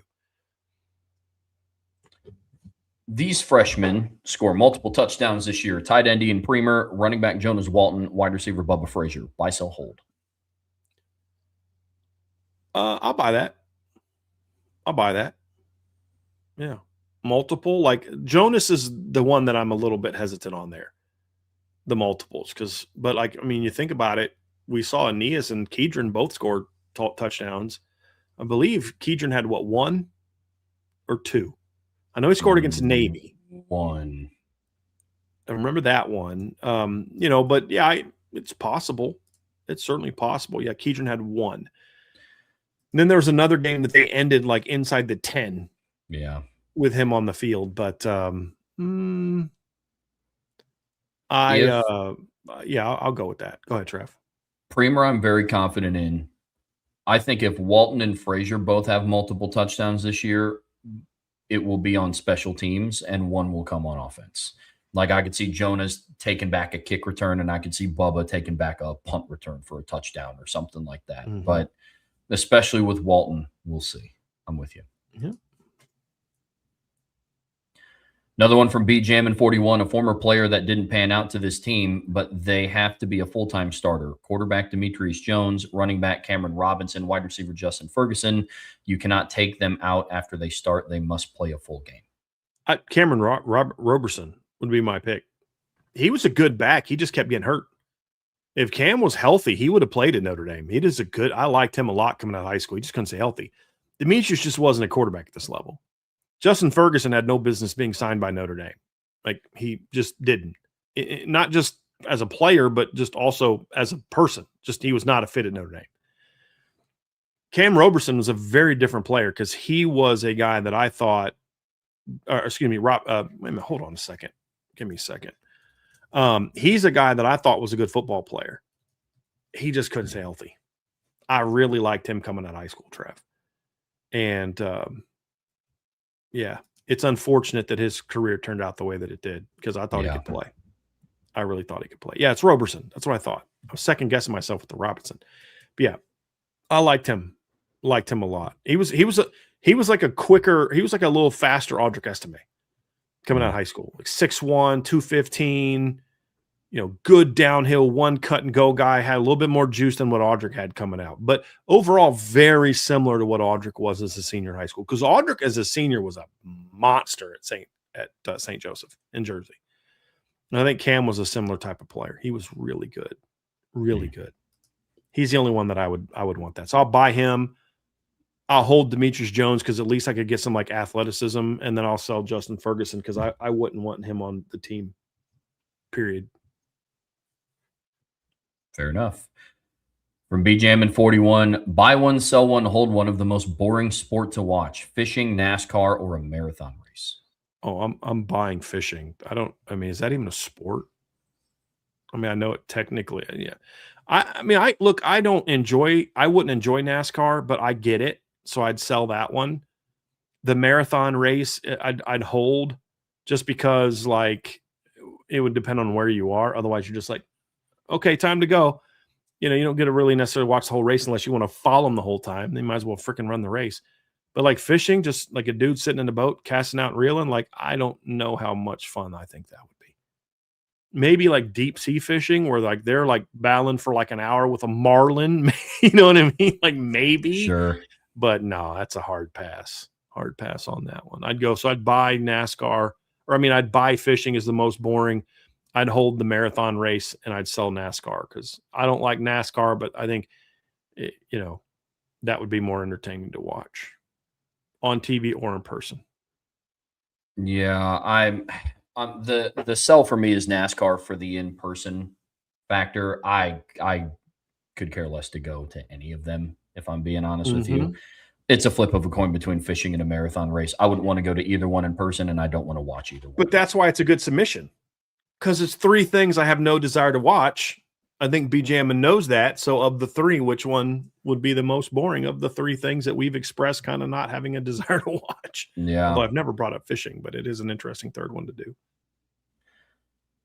Buy, sell, hold. Ultimately, for many reasons, Notre Dame dodged a bullet when Tagliaferri decommitted. Buy.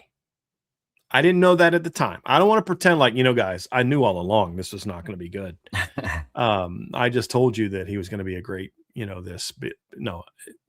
when you find out after it went down and you find out how it all went down, you're like, yeah, You screwed up. You shouldn't have gone after him in the first place.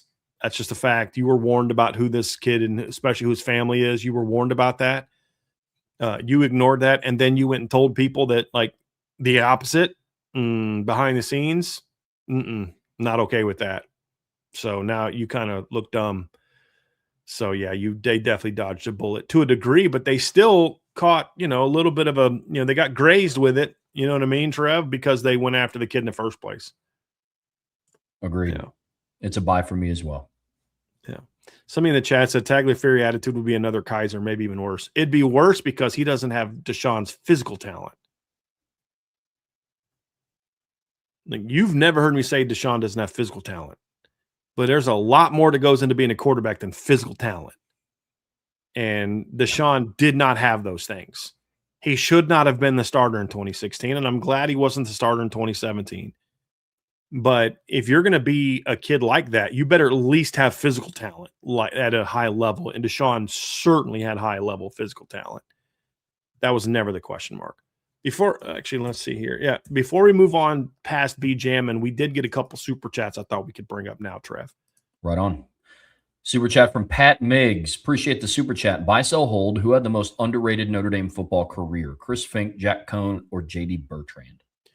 That's a good one. Underrated. I guess part of it depends on who you talk to.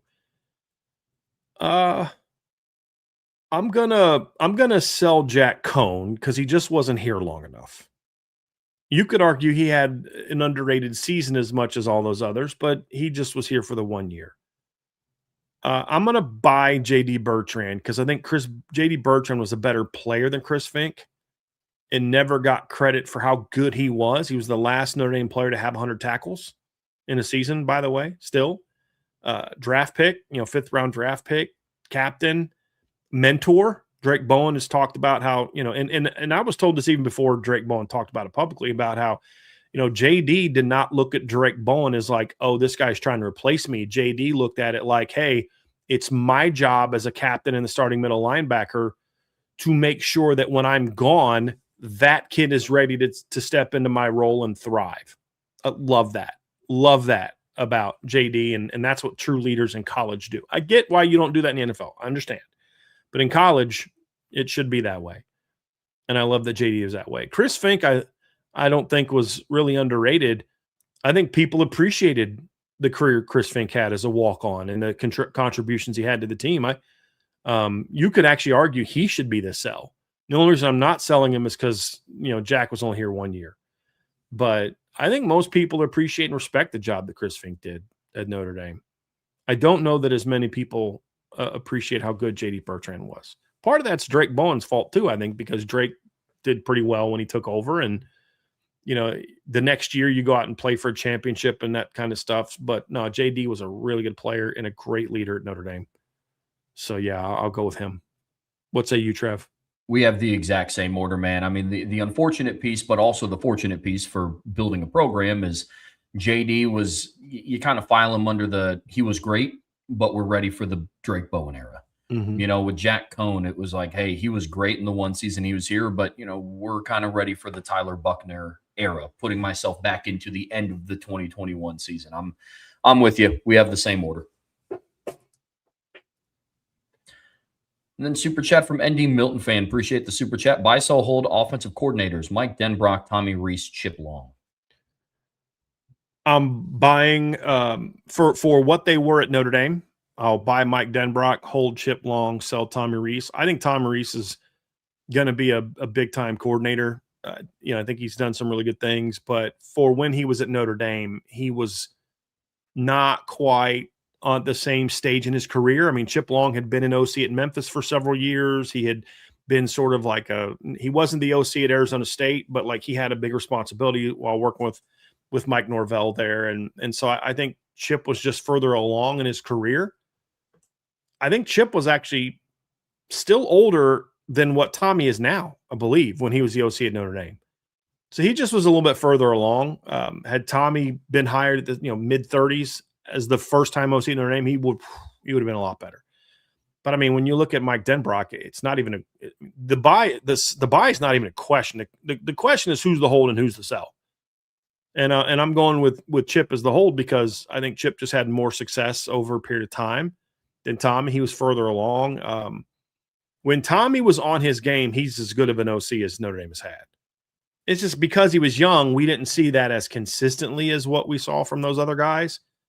But you and I have talked about it. Some of the South Carolina game, Tommy was all up in the defensive coordinator's head from South Carolina. I mean, like bootleg throwback, corner route, burst corner routes. I mean, it was, the Clemson game 2022 when North Carolina 2022, when Tommy was like really in the bag, man. He was as good as you're going to get. It's just you'd get that, and then the next week you're like, what are they doing? And that's inexperience. That's a talented but inexperienced guy right there. Chip didn't have those issues as much. And then Notre Dame in the last 50 years, the number 1 and number 2 offenses and yards per play were both Mike Denbrock offenses. And Notre Dame also now has the best scoring offense in Notre Dame, modern Notre Dame, actually in over 100 years, was also Mike Denbrock. So that's not even up for debate. It's not even up for debate. Yep. Mike Denbrock was the easy buy. I'm with you completely. We have the same order. I would have loved to have seen what Reese could have done as the offensive coordinator if he were a little older. Like now? Yes. Yeah. Yes. Like now would have been very fun. And then when I look at the offensive talent that Chip Long had from top to bottom versus the overall offensive talent that Tommy Reese had from top to bottom, it's kind of like, okay, like I think of the receiving core Tommy Reese had to work with in 22 versus. Yeah. He didn't have Miles and Chase. Yeah. It's a good point. That's another piece. I would have liked to have seen what he could have done then, but we have the same order for all the reasons that you listed off. Yeah. Buy sell hold from Irish Hawkeye. Ian Premer will have at least 3 touchdown catches in the regular season. I'm in a good mood today, and I'm going to have an article coming out about him. So yeah, I'll buy that. It's going to be tough, but I'll buy that. I could see him getting one or two and like where it really means something. And I could also see him getting one early in the season when he's still kind of working his way up the depth chart, like late in the fourth quarter against Rice or something like that. I'll buy that. Like, you know what I mean, Trevor? Like he gets a backup touchdown against Rice or Michigan State, but then mid-season he works his way into the rotation, gets a couple, something like that. I could see that. Yeah. Yep, I buy that as well. I'm under the impression that Notre Dame's going to continue running their offense despite when they pull their starters in games, like against Rice or potentially Purdue, Michigan State, maybe, Stanford, North Carolina. I'm with you. I think he'll rack them up by then. Then sticking along the true freshman train, Rodney Dunham will have at least 3 sacks in the regular season. Again, I think the reason I like these submissions, Trev, is because I think he's giving me a number that makes me have to think. It's almost kind of like it's at that over-under part, but I'm going to buy that because I think Rodney's going to be a relatively often used player in the rotation. I think he'll end up being the 3rd or 4th D end on the team, by the time we get to the season, barring an injury or a setback. So I'll buy that. I'll buy that one as well.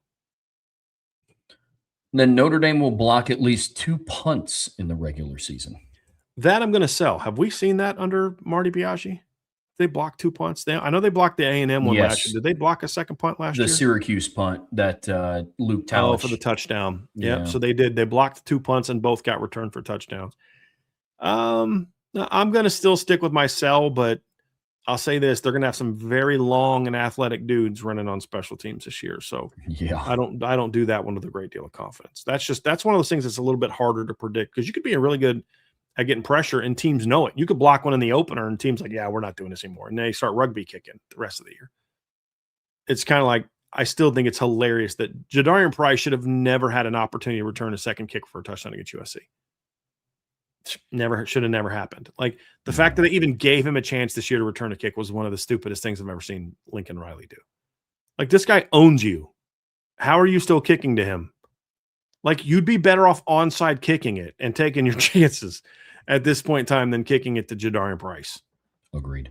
Like, so I don't know. You get one. We'll see. That's just something I have a hard time predicting.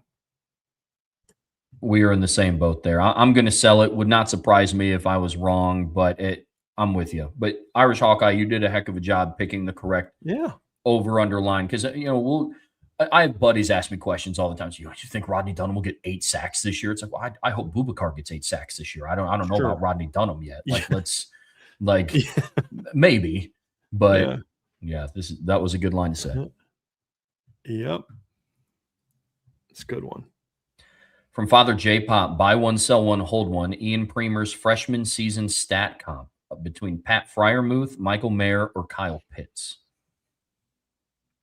Ooh, you know what? I don't remember Fryermuth's. Hold on a second. Let me look up I don't remember his freshman season and what he did. So let me just give me a second. So we remember what Michael Mayer did. That was the 2020 season. He ended up becoming their best pass catcher as a true freshman. I remember Kyle Pitts kind of breaking onto the scene. I did not know that was his true freshman season, but actually, no, that was 19. That wasn't his freshman. His freshman season, he had 3 catches for 73 yards and 1 touchdown. I'm selling that one.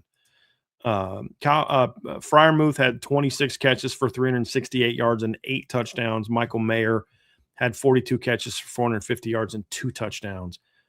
I think his production is going to be closer to what Pat Fryermuth's was from a catches yard standpoint, and his touchdowns will be closer to what Michael Mayer was from a standpoint. Like I could see him having 20 some catches for 300 some yards. I don't think he's going to do that and also have 8 touchdowns. I think it'll be more like 2 or 3 touchdowns, as we kind of showed earlier. But I definitely think he'll be more than what Kyle Pitts was as a freshman with 3 catches. Yeah. Yep. I don't remember him doing that. I was thinking 19 was his breakout season, where he had a lot more production. I didn't realize he played in 18 as well and didn't play a lot, only caught 3 passes. Yeah, I'm with you. We have the same order. 8 touchdown receptions that'd be the most touchdown receptions by a Notre Dame pass catcher since Michael Mayer did it in 22. Yes, since Michael Mayer. Yeah, so that would be tough. Kind of bleeds into this one. Ian Premer exceeds Eli Raridan's 2025 production this season. Sell. Look, I think Ian Premer is going to be a really good player. But even if he's playing a bunch, I don't know that he's going to necessarily dominate the snaps the way where he's going to go out and catch 32 passes, 482 yards. There's other good tight ends on the roster. So it's possible. I'm not going to sell like, you're nuts. What are you talking? No, I get it. I'm just not ready to predict that. Is it possible? Yes. So if you want me to hope by it, I can hope by it. But if I'm making an honest prediction, I don't think he's going to beat out Cooper Flanagan and James Flanagan to the degree where he's that heavy of the top target at tight end. But man, I wouldn't mind being wrong because that means he's a monster this year. And that would be fun to watch. But no, I'm going to sell that one. Big picture, I'm going to sell it as well, man. I think with this, you have to break it down. Like I buy that he would have more touchdowns than Eli Raridan because he would have to catch 1. And then I would probably, I'd probably buy yards per catch, and then I'd probably sell receptions and yards because Eli Raridan had 32 catches for 482. But it'll be interesting to see regular season. Yeah. Good submissions. A little Ian Premer action there on that one. Love it. Another one from Father J Pop. Caleb Williams was recently named by ESPN the greatest player to wear the jersey number 13 in college football history. If CJ Carr hits his ceiling this year and declares for the draft, he could have more decorated college career after this season than Caleb Williams. Certainly possible. Look, he's not going to surpass Caleb Williams in a career numbers standpoint because Caleb Williams is basically a 3-year starter, passed for 1,900 yards and 21 touchdowns as a freshman. Then, of course, 4,500 yards the next year, 36 the next year, had 72 touchdowns in those 2 years combined. So for CJ Carr to have just the 72 touchdowns that he had, he would need to throw for 48 touchdowns this year to tie. I don't think he'll be more statistically decorated, Trev, but I think as far as what he does in his career, yards per attempt, Caleb was a 9.1, 9.1, 9.4. CJ's already kind of there. The year that he won the Heisman, he had a 166.6 completion percentage. CJ's already there. His pass, and this will tell you a little something about CJ.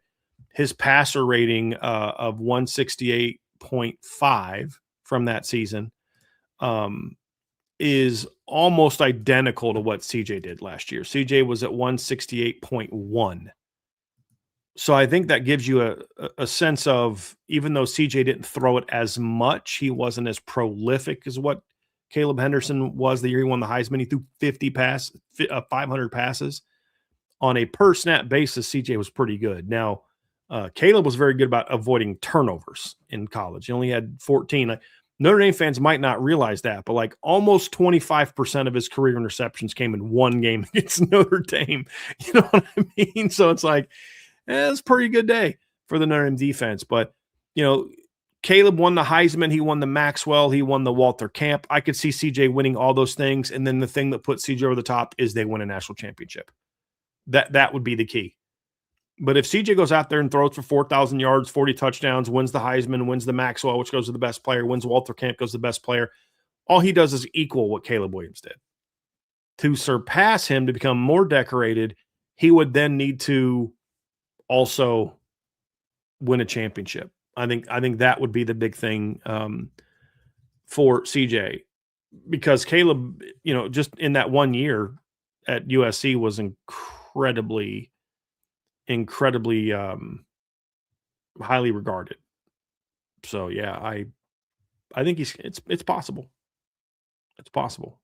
Yeah, I buy that with the postseason accolades of winning a Heisman, and then especially if they go on to win the national championship. I mean, shoot, if he goes out and, you know, let's say Notre Dame gets a bye, they play in a New Year's Six bowl in the quarters and in the semis. Like, those are two bigger wins than what Caleb Williams ever had at USC. Mm-hmm. I mean, Caleb Williams' biggest win at USC was over Notre Dame, if my memory serves me correctly, when they hosted him in 22, and then Notre Dame got their get back in 23. So that would already be a bigger one. So I'm with you that I buy that he could. Numbers wise, I don't know if we'll have the raw numbers that Caleb Williams put up in his Heisman season, but yeah, in its entirety, I buy it as a possibility.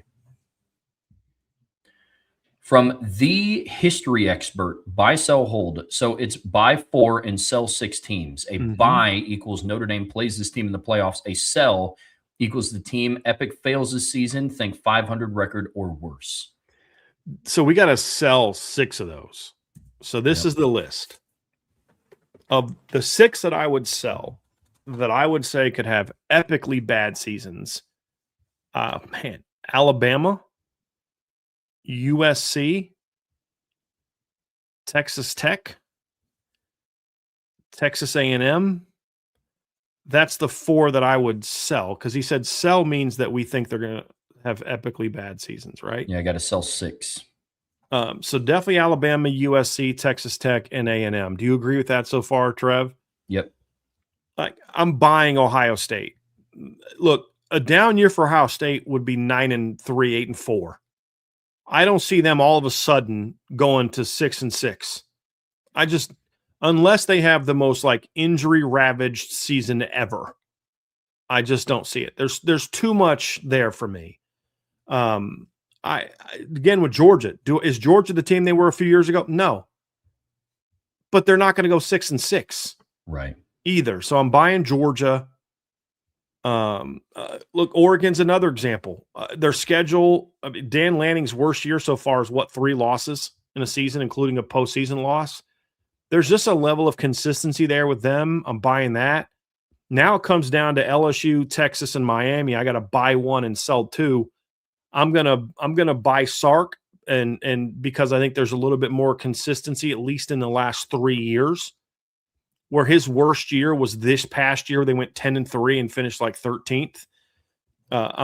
Miami. I don't think Miami's going to have a 6-6 season, but we've seen it more recently, and there's a little bit more inconsistency there. But their talent is going to be so much greater than 11 of the 12 teams they play this year. I don't see it. So I'm going to buy Texas. I'm going to sell Miami and sell LSU. LSU's got a terribly difficult schedule. It's a new coaching staff. A shaky quarterback situation from an injury standpoint. I could see things not going according to plan there. I'm not predicting it, but I have to predict. I have to take 6 of them. And you know what? Actually, no, I'm going to actually buy Miami and sell Texas, because just the schedule at Texas or Miami is such that, Trev, they could have Mario Cristobal could do his worst coaching job of the year this year, and they're going to go 7-5. Their talent is just so much better than everybody else they play except Notre Dame. That even if he does a terrible job coaching, I don't think they can go 6-6. Like that team would just have to revolt against him. So whereas Texas could maybe have a couple injuries and they play a really tough schedule. Look, I don't see Texas Tech having that kind of year. I don't see Miami having that kind of year. I don't see Texas having that kind of year. I don't see LSU having. I don't see those teams having that kind of year. But if I have to follow the rules and buy 4, sell 6, I'm buying Ohio State, buying Oregon, buying Miami, buying Georgia, and I'm selling everybody else. I'm with you. The biggest debate is between Miami and Texas, in my opinion, and I like the caveat you put in there. I don't see any of these teams going sub 500, but per the submission, I could see USC. I could see USC that. actually. I could. Yeah, Yeah, I could see fair. that. Yeah. But when I think about Miami and Texas, it's like I think Texas has more depth of talent, but I think the floor is higher at Miami, whereas I think the ceiling might be a little bit higher at Texas because I think they have more depth. I think they have a more talented quarterback, and then obviously all the things that you listed off with Sark. But once you switch Miami and Texas, we have the same. We have the same 4 and 6. Yes, sir. Irish English just got on my bad list.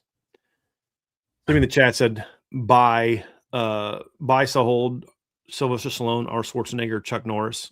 I don't even want to say publicly what he said because it wasn't a super chat, but that was a bad answer, Irish English.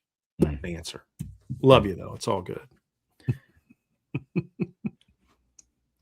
We're rolling here on the Irish Breakdown podcast, brought to you by our friends over at FanDuel. We got the buy, sell, hold to get our week started, and we have No Holtz Barred, which I believe is an updated username. That's right. We got a buy, sell, hold about it a couple weeks ago. It is. It's you see, Mr. Emil Wagner. It's the new name for Mr. Emil Wagner. Love it. So from No Holtz Barred, if you didn't have to deal with him off the field, you would have loved to have had Bill Romanowski as a teammate. Buy. It's a heck of a football player.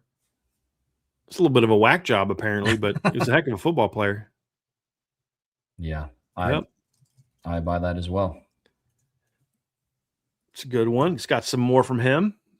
These are just to give y'all a heads up. There's going to be some political-ish things here, so just bear with us and don't get in your feelings. We'll answer them because he put them out and put a lot of thought into it. So we'll give our answers as best we can. So if you don't want to hear somewhat political views by me, tune out the next 10 minutes and come back, or just suck it up that we may not agree on everything, and we'll move past them and get to some more football stuff. So just preparing you now.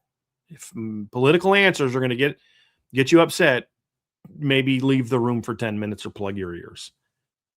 I'll also insert this caveat. Somebody just knocked on my door, so if you see me tune out, this isn't me not wanting to hear Brian's political opinions. What timing? But I know. What timing?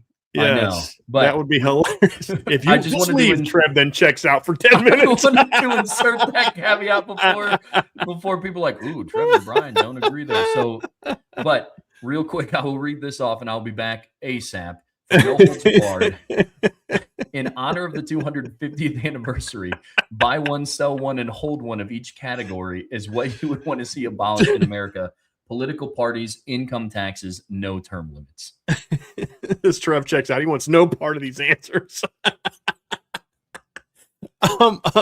My answer to these was, so I have to buy one, sell one, hold one. I would buy the abolition of income taxes. I would hold on to term limits. I'm back and forth on whether or not I think term limits are actually would do any good.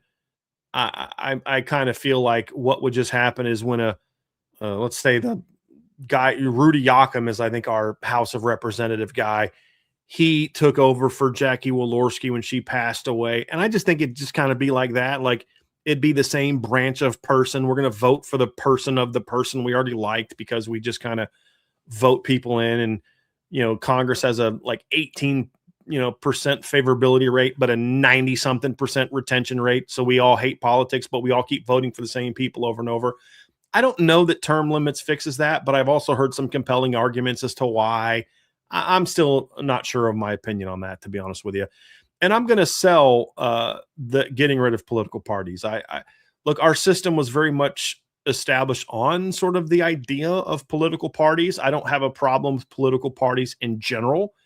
I have a problem with the manner in which they are instituted today and the leadership or lack thereof in those parties today. I don't like the fact that we get so tribal today with whether we're R's or D's or whatever. So I don't think political parties are so much the issue as much as sort of just some of the manner in which we've become so tribal with it. But the reality is if we got rid of political parties, you'd see people start kind of putting themselves into camps anyway. Well, I'm a conservative, I'm a libertarian, I'm a liberal, I'm a progressive, like we'd still get tribal with it. And so I simply say if we don't like what our parties are doing, then just start voting people out and holding people accountable is what I would say to do. So I just feel like, look, it's human nature to put yourself into a tribe.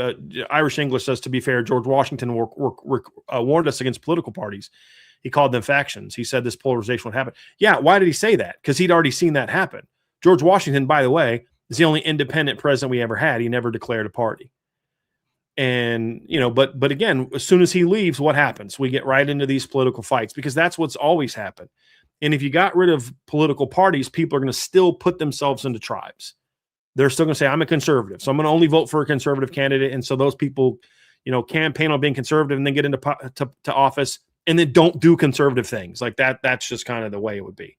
So I don't know that getting rid of political parties solves the problem. I understand the issue we have with political parties, but I don't think banning them fixes anything. People just start calling themselves something else, So I would just say, put your principles over party. That's what I would tell people to do. And if we as voters started putting our principles over party and we started holding people accountable in our tribe, instead of saying, oh, freaking, so I'm a right-leaning person. If I'm like, every time a Republican does something that I don't like, I say, well, I can't criticize my own people, but then a Dem does it. And I'm like, oh, you are a terrible human being. No, if you're not one to call yourself out for it first, then I don't want to hear you say jack about when the other side does it. Like hold yourselves accountable. And if we all did that to our own parties, then guess what? They'd be more accountable to us. Our system was put in place so that we could hold our politicians accountable, but we have relinquished that control. That's on us, not on political parties, not on term limits, not anything else. It's on us. It's on us checking out of the political process. That's the problem, in my opinion. And that's true for people on my side of the aisle. That's true for people on Trev's side of the aisle, which I think tends to be more down the middle. And that's true for people on the left side of the aisle. This is on us, all of us. And so I'd say that's why I just don't know that those things would do any good, to be honest with you. Another one from No Holds Barred. In terms of human decency, I'm assuming this is still buy one, sell one, hold one. Yeah, buy one, sell one, hold one. Yep. Race as an identity category, price gouging, and allowing kids to make adult decisions. So, and this goes down to abolishing. I think we're still in the abolishing thing. I'm selling race as an identity group.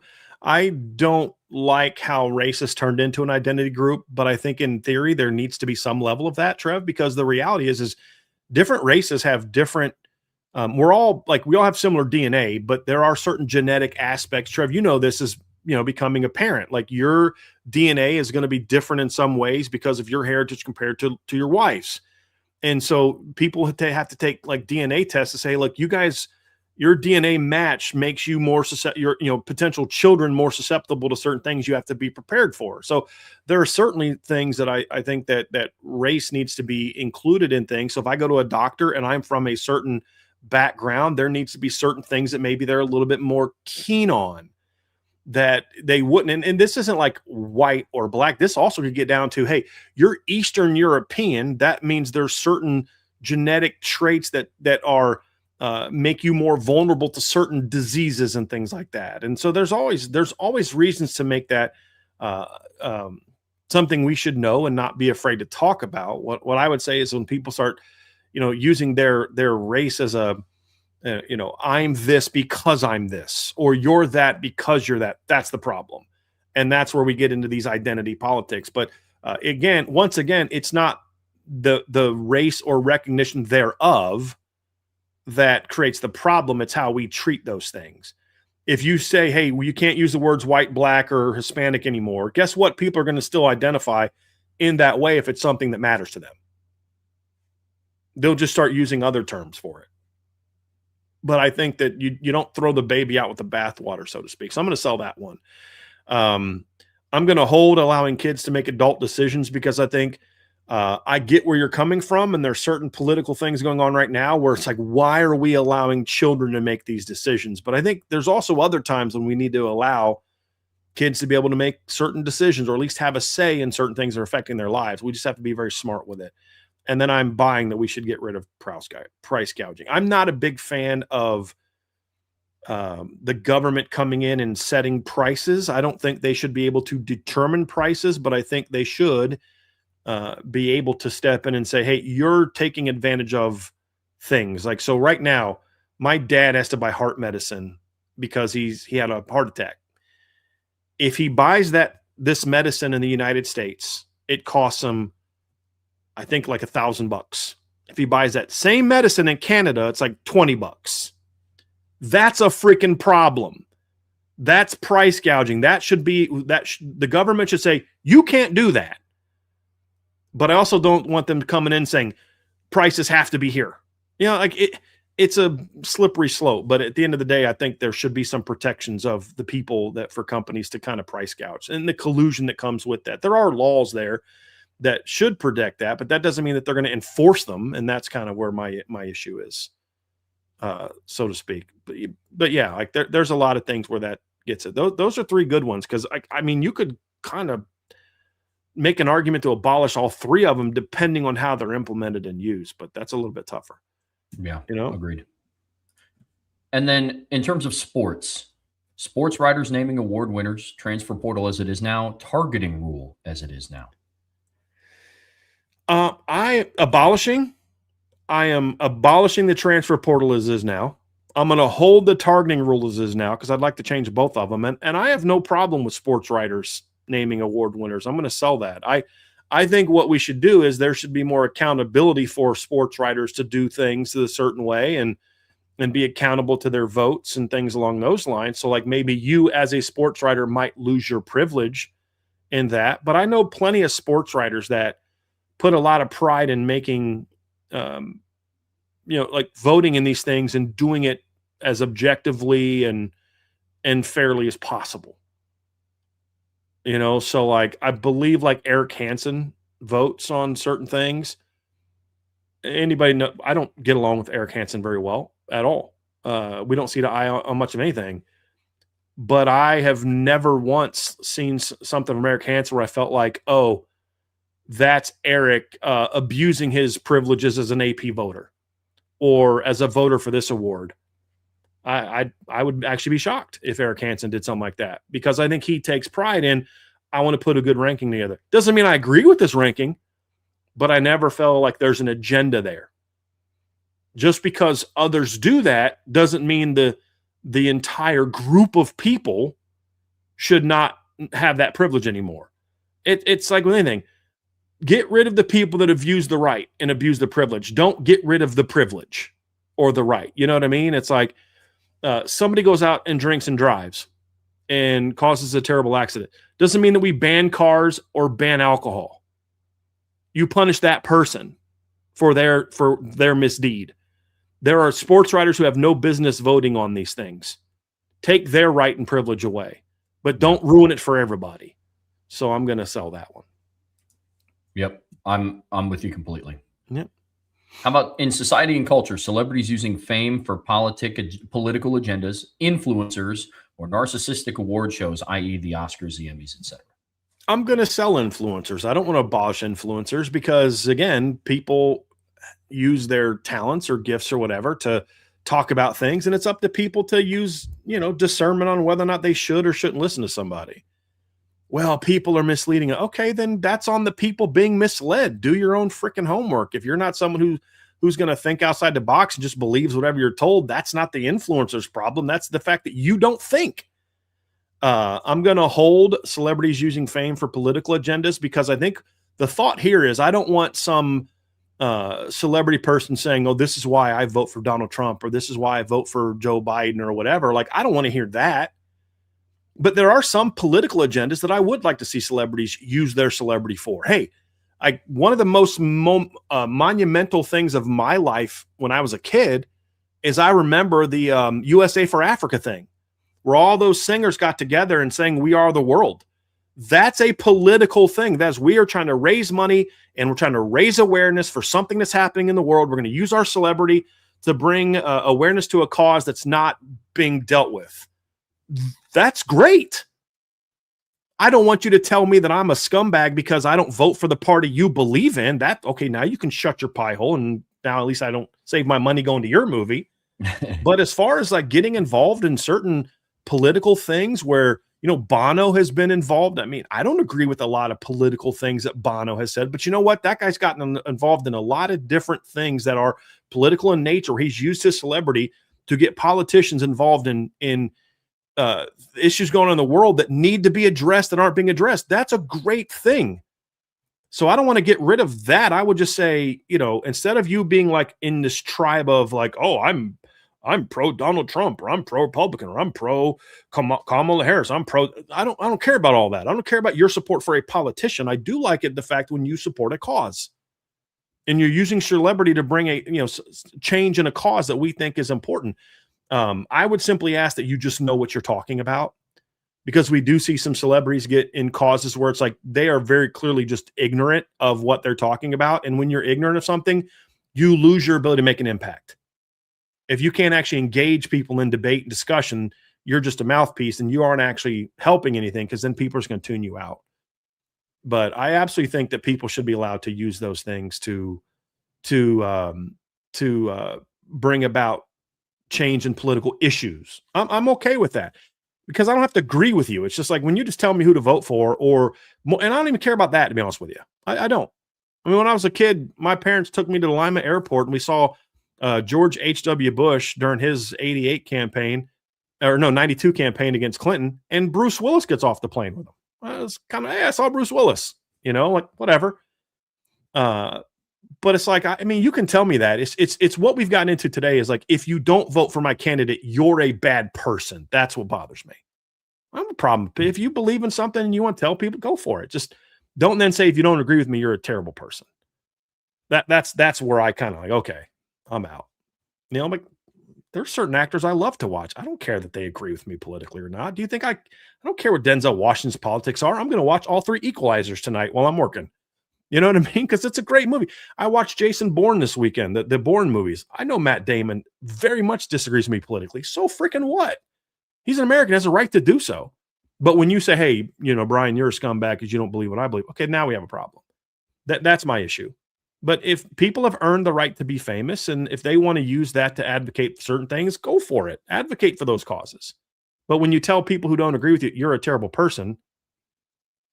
Yeah. And somebody said, wouldn't that be more humanitarian? No, humanitarian to me is more of just kind of raising money. What I'm talking about with Bono is Bono actually goes and meets with politicians and like advocates for the cause, which then gets the legal system kind of working behind it. You know, you could argue that We Are the World thing was more of a humanitarian thing, but again, it's about advocating a cause that I'm trying to get politicians to act on is more of what I'm referring to. I'm totally fine with that as long as they're knowledgeable of that and are looking to get more people involved. Hey, here's why this matters. Here's why we should act on this. Let's go act on that. So I have no problem with that. And so the narcissistic award shows, to each their own, whatever. I mean, if you don't like it, don't watch. I don't care about those. So I don't watch. I don't think they should be banned and abolished. If you care about what celebrities do, whatever, good on you. You have a right to do that. I don't care. Doesn't make me better than you. Just means I don't care about this and you do. Very true. Simple as that. So there you go. Boom. And I was proud of you guys. Only one person got in their feelings and decided to make a comment about that, even though I warned you that this was going to be there. So there you go. Buy sell hold from ND alum 99. I'm feeling optimistic tonight on America's 250th birthday. Notre Dame will go on a run from 2026 to 2029 that will rival our 4 undefeated and 3 national championship seasons from 1946 to 1949. Buy that you're optimistic and it's America's 250th birthday. Look, man, I'm buying this, but I'm selling this I mean, the odds of that happening are so slim. I mean, they won what, 2 titles in that stretch, correct? They went 4 years and didn't lose a game. Let me just look this up, Trev. I think they won 2 titles at current stretch. 3. So they won the national title in 46, 47, and 49. They finished number 2 in 48. They went 8-0-1, 9-0, 9-0-1, and 10-0. That freshman class in 1946, which is just after the war ended, did not lose a game. 36-0-2. And that's the 46 class is the one that Lou Samoji ranks as the greatest Notre Dame class ever, recruiting class ever.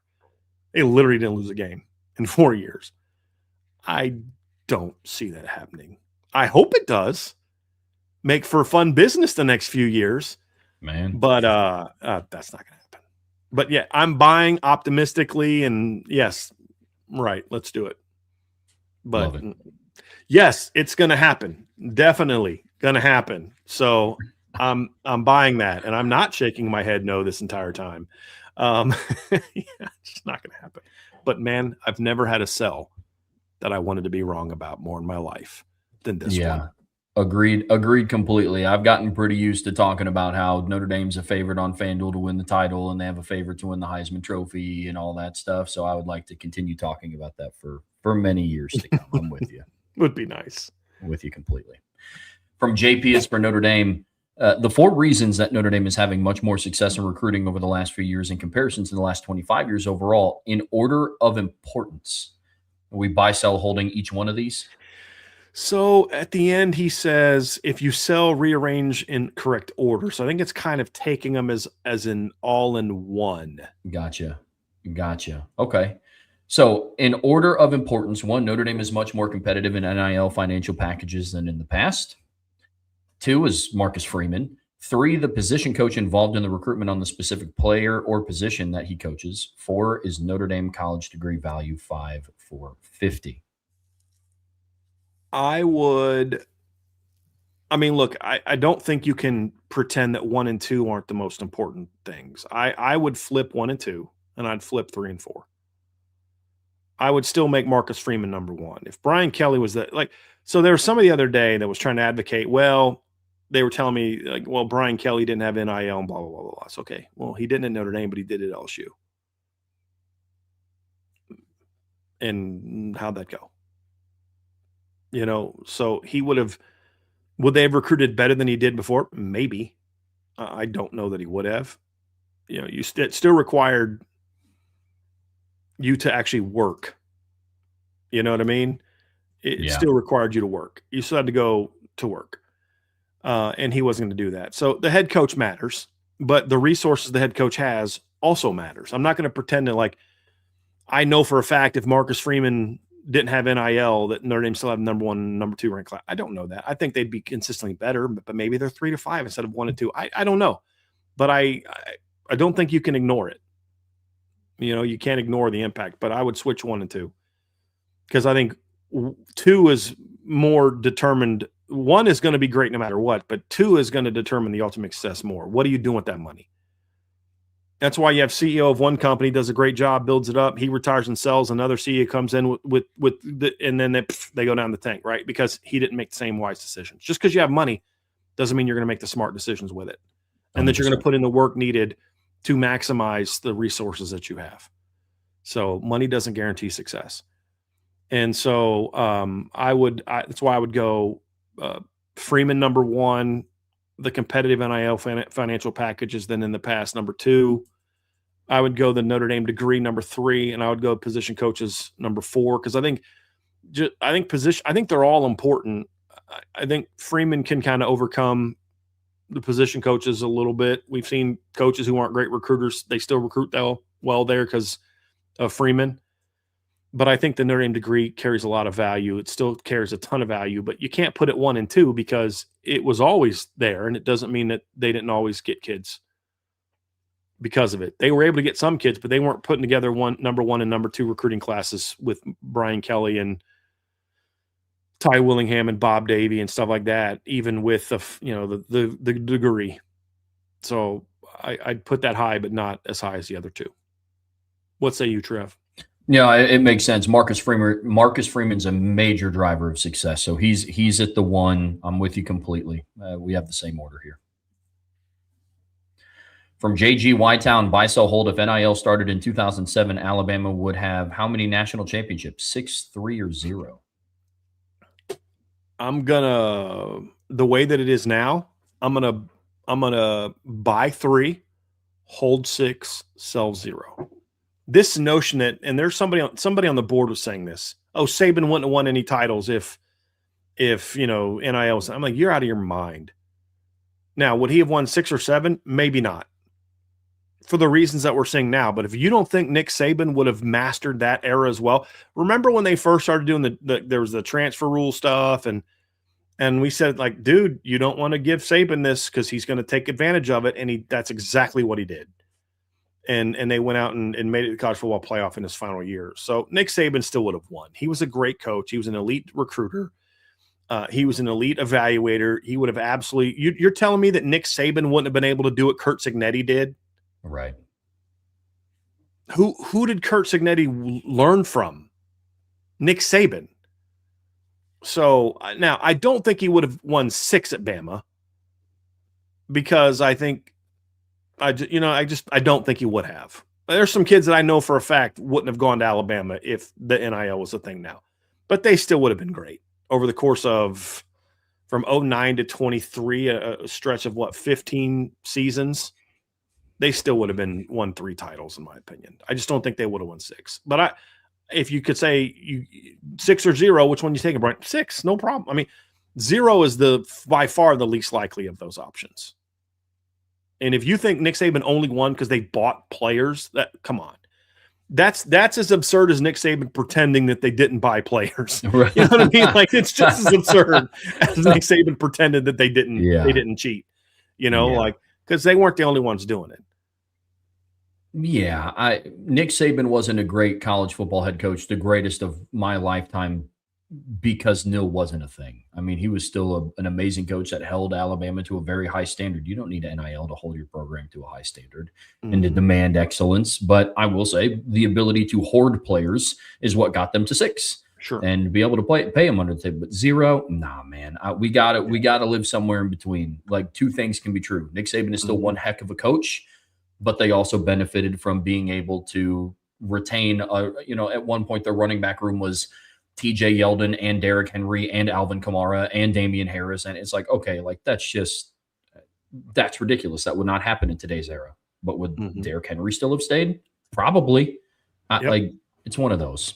Yeah. Look, they still would have won. You can't watch Curt Cignetti build a championship with not a top 10 payroll and tell me Nick Saban wouldn't have been able to win. Come on, guys. Right. Come on. Like, not a championship? 0, really? Come on. So, yeah, but not 6. This next is very interesting. Yeah, I was thinking the same thing. If NIL started in 2005, Charlie Weiss would have won how many 10-win seasons? 1, 3, or he would have coached another couple of years? I actually think Charlie would have been a lot more successful in the NIL era at Notre Dame. Here's why. Charlie showed what he can do with veteran players that have already been coached by somebody else. He would have gone out after 06 and gotten Jimmy 2 new offensive linemen. They would have had receivers in 07, would have paid to come play at Notre Dame. Like, if NIL was a thing then, the way that it is now, assuming Notre Dame supported him the way that they do now, Notre Dame would have been such a hot team in 06 after 06. They would have gone out and bought players. Now, would they have then go won in title and won away from? No, because Charlie still had his flaws as a coach. He couldn't hire a defensive coordinator to save his life. And they still had issues in the offensive line, and just there were things about Charlie that were always going to limit his ability to go toe-to-toe with the best coaches. Like, yeah, he went toe-to-toe with Pete in 05. What happened in 06? Once Pete had some film on what Notre Dame was going to do, and we get you on our home turf, and it just blasted Notre Dame. And then blasted him 07, blasted him 08, competitive game in 09, but I don't know that Notre Dame, they kept making it close, but it's not like they were going to win that game. So, and that was even like the best version of USC. Actually, what's funny is the best version that Charlie ever faced was the most competitive game he ever played. Yeah. But yeah, they would have won more than 10 games. They would have won 10 or more games more than just the 2. And I think that would have kept him at Notre Dame a little bit longer. But he never would have been better than what they were in 05 and 06. They just would have had more seasons like that, in my opinion. But his lack of attention to detail and his inability to hire a defensive coordinator would have always done him in. But the NIL would have been very good for Charlie Weiss because they could have just gone and gotten ready-made players. We see a lot of coaches like Charlie Weiss now. I don't want to teach kids how to play the game. I just want to go call plays and do this and do that. And nowadays you can get away with that a little bit more as far as consistent winning. You can't win titles that way. And I don't think you can. But I think in the regard to, like think about some of the top receivers in college football in 07. You don't think some of those guys would have been able to be Notre Dame guys out of the portal to go play with Jimmy Clausen, the LeBron James of college football, high school football? Yeah. Yeah, you would have. Yeah, it would have been very, very, very interesting to watch what Charlie Weiss could have done in this current state of college football. I'm with you completely. So I think he would have at least had 3 10-win seasons. Because he won 2. So the question is 1 through. I'm taking it as like he would have won 1 more, 3 more. I think he would have probably had 3 more 10-plus win seasons because I think he would have coached beyond 09. Without a doubt. And then if NIL started in 2005, the SEC would have won how many championships? 0, 4, or the same as now? It wouldn't be 0 and it wouldn't be 4. I also don't think it would be the same it is now. Look, here's the deal. The SEC won for a lot of reasons, some nefarious, some because there was a time when all the best coaches were in the SEC. I mean, when you had Urban Meyer and Nick Saban in the SEC, you still won. Because guess what? Urban Meyer went to Ohio State and did the same exact thing he did at Florida. Yep. And Ohio State doesn't buy players the way that Florida and Alabama and those teams did. They just don't. Now, Ohio State is one of the northern schools that is at the most advantageous from their location. So they're the most SEC-esque team in the North, meaning they're in the best state in the North for talent. Like, I think Ohio is the best state in the North for talent in this modern era. But it's not enough in the state to build what they bought. They had to go down to Florida and get the Bosa's. They had to go to Missouri and get Ezekiel Elliott, stuff like that, right? But, I mean, there was a time when you had Nick Saban, Steve Spurrier, Urban Meyer all in the league together. Gary Pinkel was in the SEC for a minute. Like, you had some very good coaches coaching in that time. So the SEC still would have been great. Would they have won as many as they did now? No, because I think we would have seen exactly what's happened now. We would have seen. But again, the SEC in the last 3 years would have won more titles if they still had in their prime Urban Meyer, Steve Spurrier, and Nick Saban. One of the things we've pointed to was part of the reason the SEC is struggling is they don't have great coaches. Well, that would have been true, not been true if they had still had, in their prime Nick Saban, Urban Meyer, Steve Spurrier, and coaches like that. So I think that's why now, would they have as many now? Again, I'll say it now. No, I don't think Les Miles has titles if in the current NIL era. Like 2 titles. Would he have still got 1? Probably. Because they would have had some years where they would have been able to buy players. I think 19 LSU happens whether there's NIL or not. Because they still would have the same players. They just would have had to pay for them. They still would have got Joe Burrow. They just would have had to pay for him.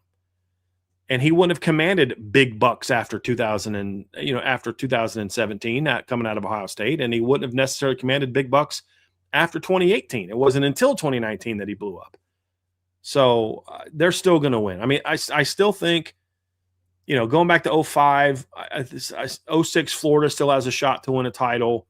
08, Florida still has a shot to win a title. 09, Bama. I think 2011 is not a year where you win the SEC. Cam Newton still goes to Auburn in the NIL era. Or he goes to some other SEC school. Cam Newton was going to play in the SEC, so pick a team. Maybe for all we know, he'd have gone to Bama. Yeah. For all we know, or Georgia or Florida, and then that team would have done what Auburn did. 2011, no. 2012, very much a possibility to still win a title. 2013, no. 2014, no. 2015, maybe. But look, here's my thing is Derrick Henry's still playing at Bama in the NIL era. He just might have had a better quarterback in 2015 than Jacob Coker if NIL was a thing. 16, 17, no.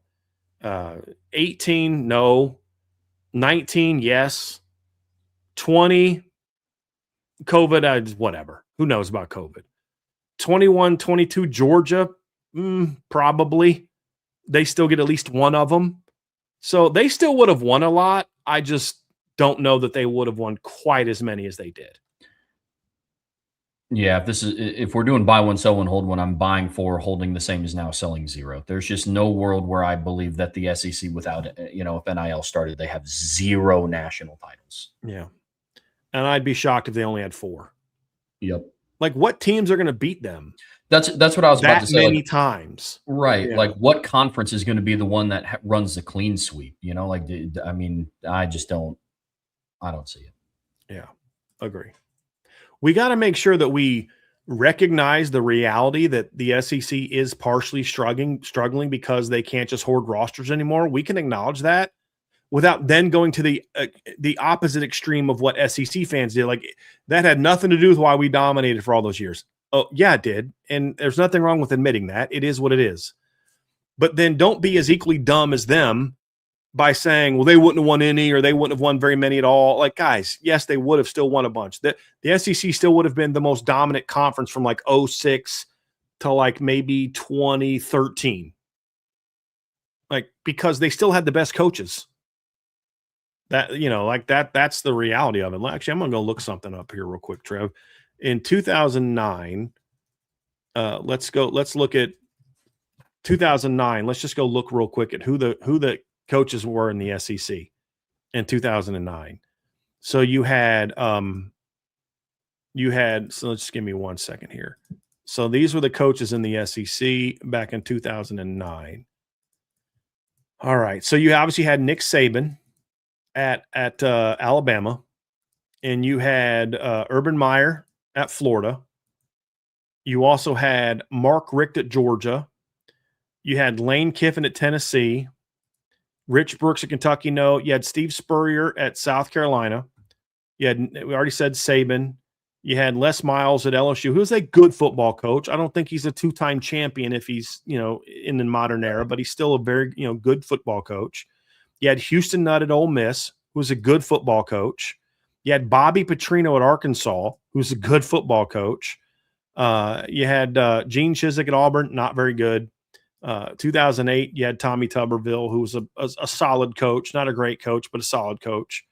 And then, you had Dan Mullen was going into his first year at Mississippi State. Like, way better coaching back then in 08, 09 than what you had the last couple years in the SEC. So I think it's fair to say that they wouldn't have been as good, but they would have been closer to what they were than either one of these, in my opinion. Agreed. From older than dirt, buy, sell, hold. Josh Burnham will have a better statistical regular season at Indiana than Keon Keeley at Notre Dame. I buy that. I don't think it'll be necessarily by a ton, but I'll buy that. Because I think Josh is also going to be part of a 3 to 4 man rotation, just like Keon is. Yep. But then he goes on to say Keon Keeley will flip that script during the playoffs.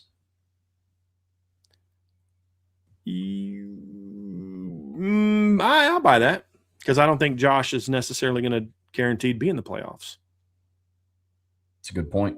That and Keon is one of 3 technically defensive ends on Notre Dame's roster that have played in the college football playoffs. Boubacar didn't in 24. Bryce Young did. Logan Thomas did a little bit, but then that's it. The list ends there. So I'm with you. I'll buy that one as well. And then Boubacar will enter the NFL draft. Yeah, buy. I don't expect him to come back for a 5th year. Buy as well. Buy that one. Another one from older than dirt. After putting Notre Dame fans on pins and needles for several days or weeks, Bryce Young and Keon Keeley will decide to return, citing what Charlie Partridge taught them in a single year. Yeah, I mean, sure. Yeah, I mean, I think that might be something that they say as to why they come back. But yeah, I expect them both to come back. Yeah. I buy that as well. Yeah. I kept saying Les Miles won 2 titles and he didn't. He only won 1, as Archer pointed out. I still keep thinking that they won in 2011 because they should. Alabama had no business. I keep thinking he won that second time in 2011, but yeah, he just won the 1. Saban won 1, he won 1, and Edo won 1. Yeah, it's my bad. Thanks for that, Archer. I don't know why. It's because I'm so mad. I still think it's BS that Alabama won the title in 2011. They just had no business. I've just blocked it out of my head that they won the title that year. That's fair. Very fair. From Eddie 82, considering the current running back room plus 2027 recruits Lathan Wissington and Isaiah Rogers, Javian Osborne has the highest ceiling, followed by Lathan Wissington. I will buy that at the present moment because I'm evaluating Javion for how good he was as a senior and Lathan only as a junior. But there's a world in which that changes and those two flip. But yeah, for now, I'll buy that for now. And then considering the same players, Aeneas Williams has the highest floor. Yeah, I definitely buy that. I'm more sold on that one. I think Aeneas Williams is definitely the most. Yeah, he's going to at least be something. You know, like his ceiling may be lower, but like there's more confidence. He's going to be something at Notre Dame than any others for sure. Without a doubt, we've seen the most from him of anybody in that aforementioned group. But like even coming out of high school, I'd say that he's at least going to be this.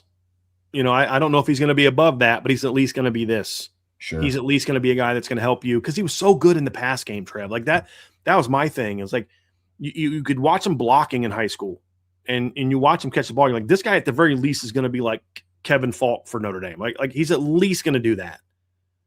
Because he's the one guy that they brought in that where you were like, hey, this guy can do so much. It's going to be hard to not let him do something. Whereas all the other guys, there's a world in which they never beat out this other running back who's older or some young guy comes along because all they do is run the football. Aeneas was going to do something. You know, he was going to do something. And so, yeah, that's why I say the floor is higher for him.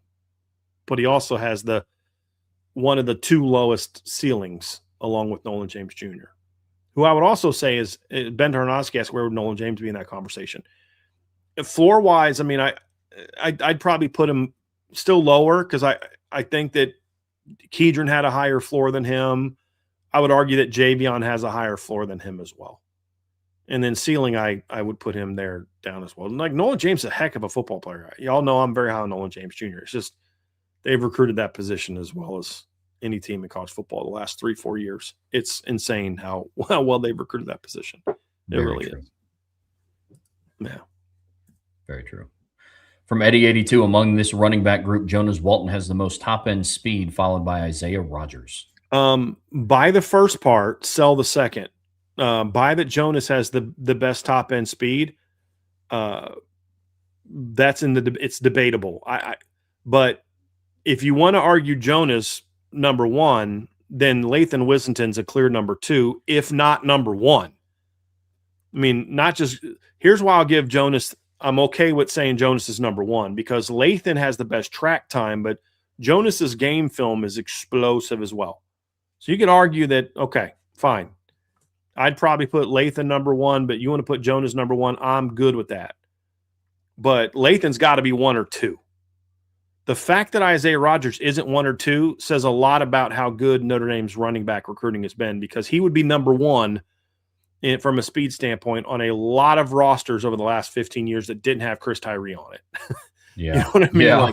Like Isaiah can fly. It's just so can Jonas and so can Lathan.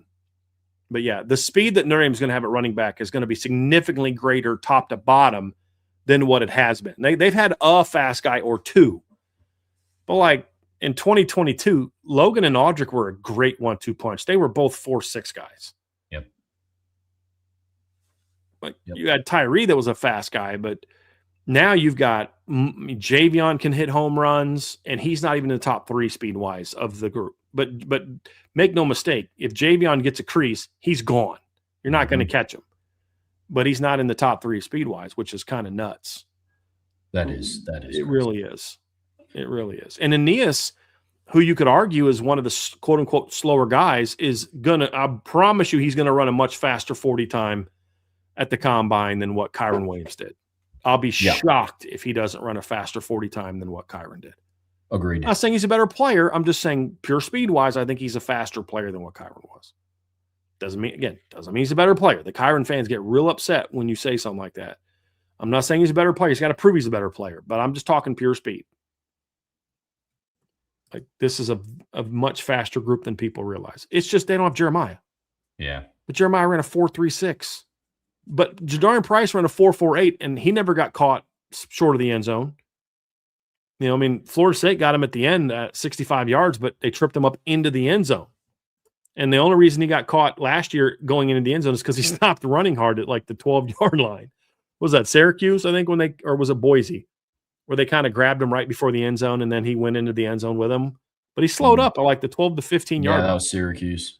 Yeah. Yeah. So, yeah, it wasn't the same.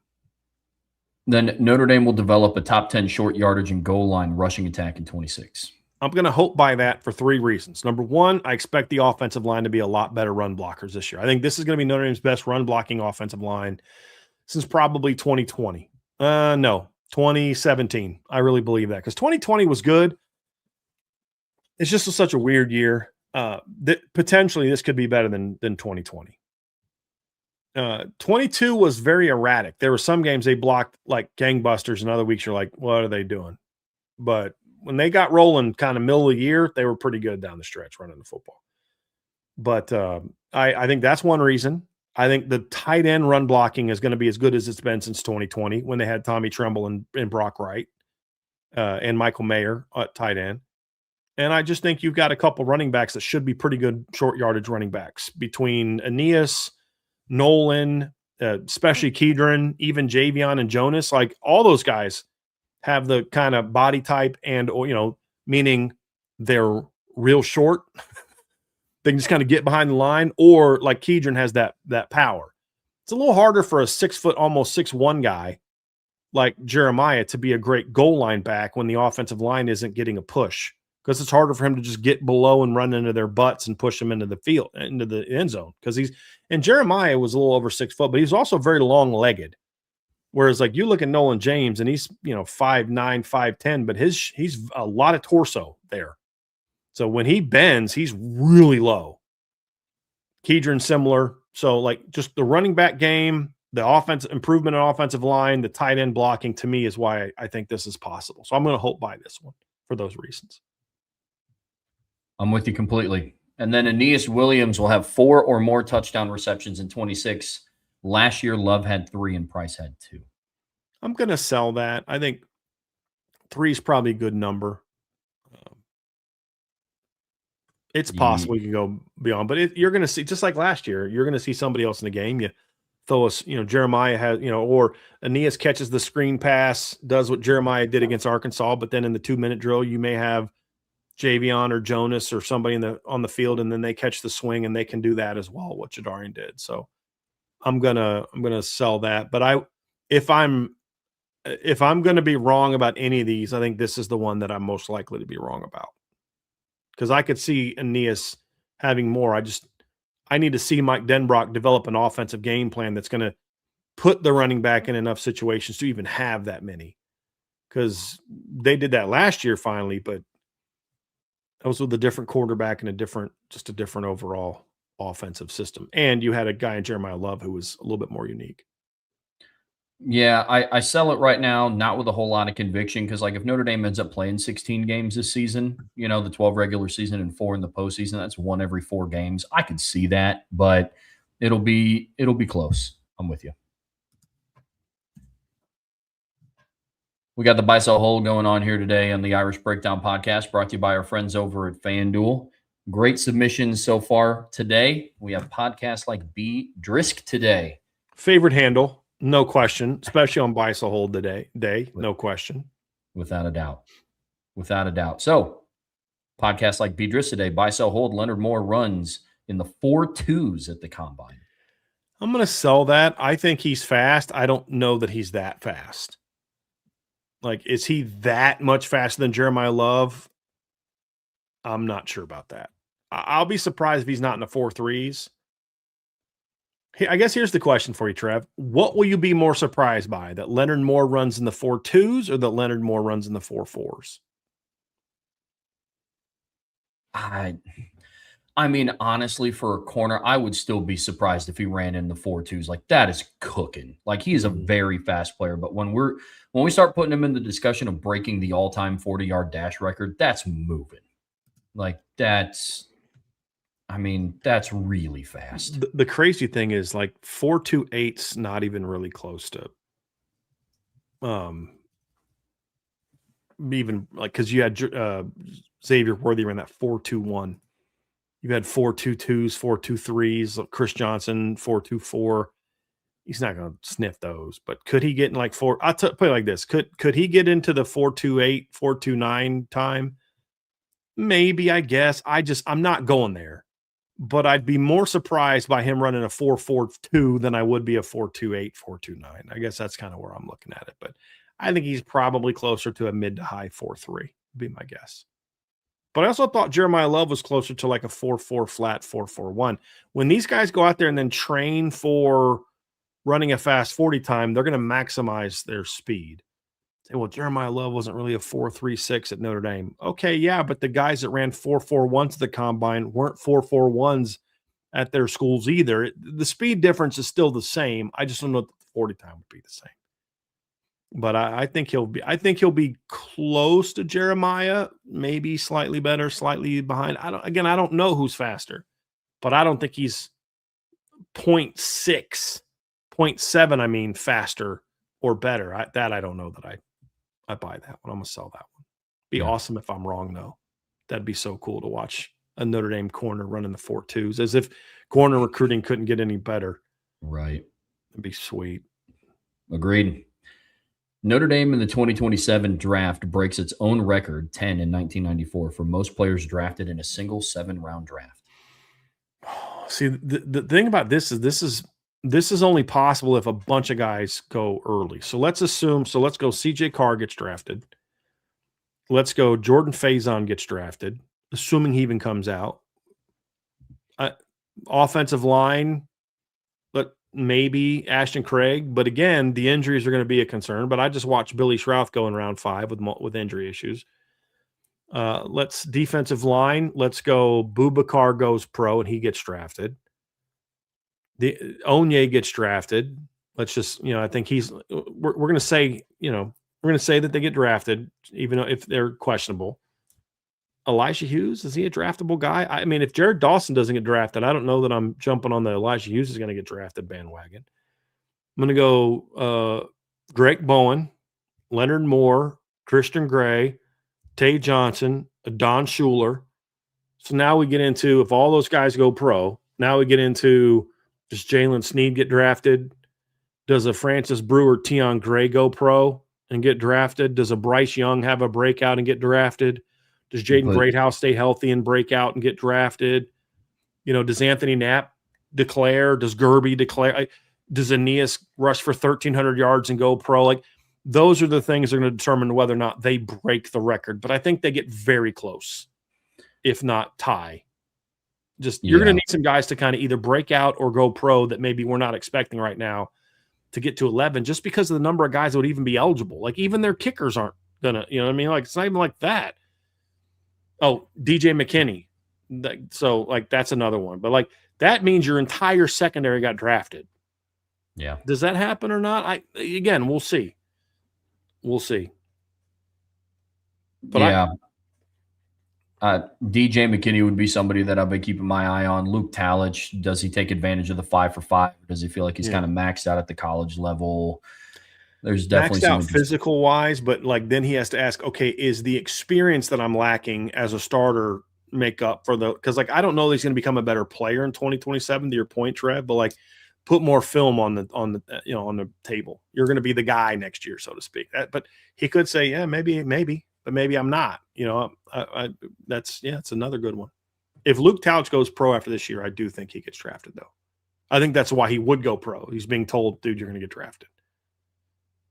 Agreed. So it's possible. I mean, we just named 13 guys that could potentially get drafted this year, Trev. It's just they'd all have to go, and nobody falls. Nobody has, fails a medical check. You know, like maybe the NFL doesn't love the medicals for Ashton Craig compared to Billy Schrouth. You know, maybe they don't love the medicals for, you know, Jason Onye or something. Maybe there's an issue there. So there's a lot of things that can happen. But Yeah, I think if Notre Dame breaks that record, I think that will be very telling of how their 2026 season ended. Which is kind of what I'm working with on that, because I do think they're going to be an amazing team this year. It's going to be fun. We might have to have a lot more draft talk next year than we did this year, if depending on how that all shakes out. Without a doubt. Another one from podcasts like Beat Risk. Buy, sell, hold. If Notre Dame wins the national championship, they will break Georgia's record, 15 in 2022, for most players drafted from one school in a single draft. I don't think they do that. And I think that's tie. Didn't Georgia tie LSU? Didn't LSU also have 15 in 2020? I believe so. I'm curious how many Michigan had in 2024. Can you count that one for me, Trev, real quick while we're doing that? So here's why I'm selling that, because again, it goes to that there are some guys that are going to make plays for him this year that could go pro, but there's a lot of guys that either aren't really going to have the body of work or aren't even eligible to go pro. You know, so I think that's kind of a factor as well. You know, one guy we didn't mention is Kingston Viliamu-Asa. You know, just where's he at medically? Where's he at? You know, so I don't know that just enough of those guys are going to go pro. So here's all the possibilities of guys that could maybe go pro and get drafted. That right now, realistically, C.J. Carr, Aeneas Williams, Jordan Faison, Jaden Greathouse, Mylan Graham, Cooper Flanagan, Ty Washington, Anthony Knapp, Kirby Lambert, Ashton Craig, that's 10, Sullivan Absher. Defensively, you've got Boubacar, Bryce Young, Francis Brew, Tion Gray, Jason Onye, Drake Bowen, Kingston, Jaden Ausbury, Jalen Sneed. That's 15, right? And then you've got the 5 starting DBs. That's 20. That's 20 guys. However, they'd have to hit the in-size rate if they all go pro, and a large majority of them get drafted. The thing about it to me is I don't know that all those guys will go pro. Will Greathouse, Faison, and Mylan Graham all go pro? I doubt it. Will Cooper Flanagan go pro? Maybe. I doubt it. Will Aeneas go pro? Maybe. I mean, a running back only needs one great year to go pro, so that's possible. Does all 4 offensive linemen declare after the year? The odds of Sullivan Absher going pro after this year, I don't think are great. I don't think Gerby's going to be ready to go pro just yet. Maybe Anthony Knapp, but I think there's a better chance that 4 come back than 4 go pro. Like everybody except Ashton Craig comes back, as opposed to, 4 guys going pro. Those 4 guys all going to the NFL. Same with defensive line. Does Brew and Tion Gray both go pro? Do all 4 linebackers go pro? Like, there's a lot to just get to 15 draft eligible guys that legitimately have a chance to get drafted right now. I mean, in theory, we could list off Kedron Young and a bunch of guys, but like that's not realistic. I mean, Cam Williams could theoretically have a breakout season like Golden Tate had in 2007 and go pro, but like that, come on, I'm not going to predict that. So it's going to be tough just because I don't know that Notre Dame's going to have that many guys that leave or are ready to leave. Would all the Georgia guys have left that year if it wasn't for if NIL was there to entice some of them to come back? That's the other part of it. So, Georgia had some backups get drafted, but a lot of Notre Dame's backups are young. That's the thing is like, who would be that was it John David or John Paul Fitzpatrick or whatever? They're tight, like their 3rd or 4th string tight end got drafted. Well, Notre Dame's 3rd or 4th string tight end's not going to be going to the draft. He'll be coming back to college. So that's kind of why I'm not able to kind of get there just yet. Just not. Because just averages aren't great. Yep, I'm with you. I'm selling this one as well. And to answer your question, Michigan had 13. Okay. LSU had 14 in the 2020 draft. 5 of them went in the first round. Georgia broke the record at 15. Okay. They also had 5. I just swore that LSU had 15 that year, but yeah, that's impressive. And I think Ohio State had 13 or 14 in 2025 draft as well. They had a bunch of guys. But that's partly because that was such a veteran team, like the guys that couldn't come back. Notre Dame doesn't have like that list of 20 that we mentioned, Trev. The vast majority, like over, I would argue maybe 70% off the top of my head, couldn't come back the next year. Yep. I'm with you, though, on LSU. I think one of the reasons why I think it felt like they were at 15 is because Jamar Chase didn't play another snap of college football from 2019 to when he got drafted. He sat out in 2020. Oh, that's right. I forgot about that. Yeah. I forgot about that. From podcasts like B. Drisk today, buy, sell, hold. If you could go back and change results related to Notre Dame in college football that year. So, first one, Kansas State beats Baylor in 2012 to remain undefeated. He's wanting us to buy one, sell one, hold one. Okay. So, here's the options. 1, Kansas State beats Baylor in 2012 to remain undefeated, setting up a BCS championship game with Notre Dame. Option number 2 is Texas beats Ohio State in 2024, setting up a matchup with Notre Dame in the championship. And then option number 3 is Notre Dame beats USC in 2005 and finishes in the top 2, setting up a matchup with Texas in the championship. Buy one, sell one, hold one. Which result you would have liked to have happened, and which result would have given Notre Dame the best opportunity to win? So which one would have given the best opportunity to win? Kansas State beating Baylor in 2012. I think that's the best opportunity to win. Agreed. I mean, could Notre Dame have beat Texas in 2024? Of course. But it's not a given by any stretch. I think they would have had a much better shot to beat Colin Klein in that Kansas State team than they would have to beat Texas. So I'm going to buy the number 1, Kansas State beats Baylor.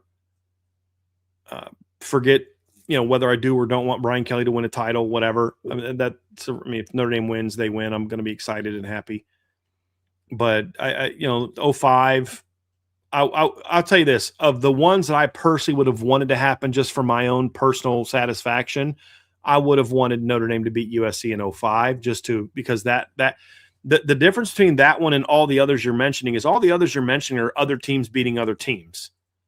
This is Notre Dame winning a game that they lost. I think the least likely chance that Notre Dame would have won a title is this year. I think 05 is the year they would have had the worst chance to win the title of these 3 options.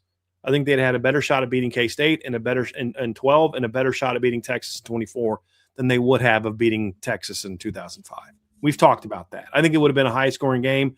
I think it would have looked a little bit like the Fiesta Bowl. Just more points, meaning Notre Dame kept making it close with Ohio State. Ohio State was clearly better than Notre Dame that day because Notre Dame's defense was terrible. And the offense kept them in the game as long as they could, but eventually it's like, okay, now who's going to go off for 70? Is it Antonio Pittman?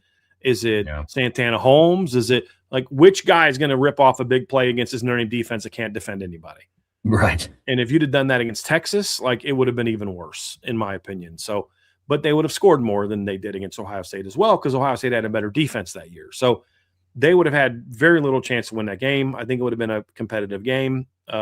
For a while, but they just weren't able to stop them. I think they would have had a better shot to win those other 2 games. But personally, I'm buying Notre Dame beats USC in 05. I'm going to hold that Kansas State beats Baylor, and then I'm going to sell that Texas beats Ohio State because I think they would have both been great chances, but I think Texas would have matched up better against Notre Dame than K-State would have matched up against Notre Dame in 2012. I'll give my answer, and then I have a question to follow it up. The one that I would have most liked to have happened is I'm buying the 24 season where they would have beat Texas. I think that would have given them a lot of notoriety. And to me, the 24 season was so magical. I would have loved to see Freeman win it in his 3rd year with Riley Leonard at quarterback. And then the best opportunity to win would have been that 2012 scenario. But the question that I had was, would Notre Dame have been ranked in the top 2 if they would have beat USC in 05, still with the loss to Michigan State? That's the one that I didn't. Potentially it would have come. So I think we went through this and so let me just pull this up real quick because I think it was the when Ohio State beat Penn State. I think it was like the same day. And because we were kind of back and forth on like I thought that Penn State beat Ohio State like the next week, but it was actually that same week. And I believe Notre Dame was ranked higher than Penn State, I believe. But let me just go pull that up again. That was really what it came down to, because Ohio Gotcha. State, going into that weekend, USC was number 1. Notre Dame was 9. Ohio State was 6, and Penn State was 16. They began that year unranked. And so Texas obviously would have stayed number 1, and because Ohio State already had a loss. That was Ohio State's second loss that year, because they also lost to Texas. So Notre Dame would have been ahead of them. The question would have been, would Notre Dame have been ahead of Penn State? And I think the answer would have been yes, because if Notre Dame would have beat number 1 USC when they were 9th, and Penn State would have beat number 6 Ohio State when they were 16th, there's no world in which Notre Dame would have got jumped by Penn State. And they went on to win the rest of their games, and the closest was a 7-point game against Stanford. So when you look at the end of that season, Penn State finished that year 3rd, Ohio State finished that year 4th, Texas and USC were 1 and 2. And then the other team that you had that year would have been West Virginia. They finished the year 5th, but they finished the year 5th. They never ranked higher than 11th until the final rankings. Gotcha. They were 11th going into the Sugar Bowl, and then a bunch of teams got beat in the postseason, and that kind of shook things up a little bit. But I think there would have been a pretty good chance that Notre Dame would have finished that year 2nd, based on, because I honestly did not remember Penn State being ranked that low when they beat Ohio State. I just remember Penn State being ranked high at the end of the year. I didn't realize that they were ranked that low at the end of the year. So I think that would have been a reason why I think you could have seen that. Like Oregon finished that year with 1 loss, but they got blown out by USC. They were 10th going, they were 6th going into the bowl season. Actually, I'll look at something here real quick. So AP college football ranking. So yeah, I think at the end of the year, Trev, I think it was USC and Texas going into the postseason. It was USC was 1, Texas was 2, Penn State was 3, Ohio State was 4, Notre Dame was 5. That was with the 2 losses. They were 5. So I think the way that the timing of when it happened, with Notre Dame being higher than Penn State and then beating a higher ranked team in the same weekend, I just don't see a world in which Notre Dame would have fallen unless they would have gotten upset in a game that they otherwise won with how it played out. So yeah, they would have been in the top 2 and would not have beaten Texas. I think the only team that had a chance to beat Texas that year was probably USC and Ohio State were the only ones. Yeah. Because Ohio State had because Ohio State almost beat Texas early in the year. It was in Columbus. How would a rematch have gone on a neutral field? But that Ohio State defense was really good, and they had legitimate playmakers on offense. Like that receiving core had some dudes on it, man. They had some absolute dudes on it. But that was also, Tressel was a little bit conservative at times, and that's what hurt him against Texas, and that's what hurt him against Penn State. And he didn't always let them loose sometimes until they had no choice and there was no pressure. But yeah, that 2005 Ohio State team had some playmakers on it. Let's just go real quick and look at that real fast. But I think Ted Ginn was on that team. Santonio Holmes was on that team. You had Antonio Pittman was on that team. Anthony Gonzalez was on that team. So yeah, you had some dudes on that team. Yeah. And Notre Dame could not cover Santonio Holmes in that game. Just could not cover.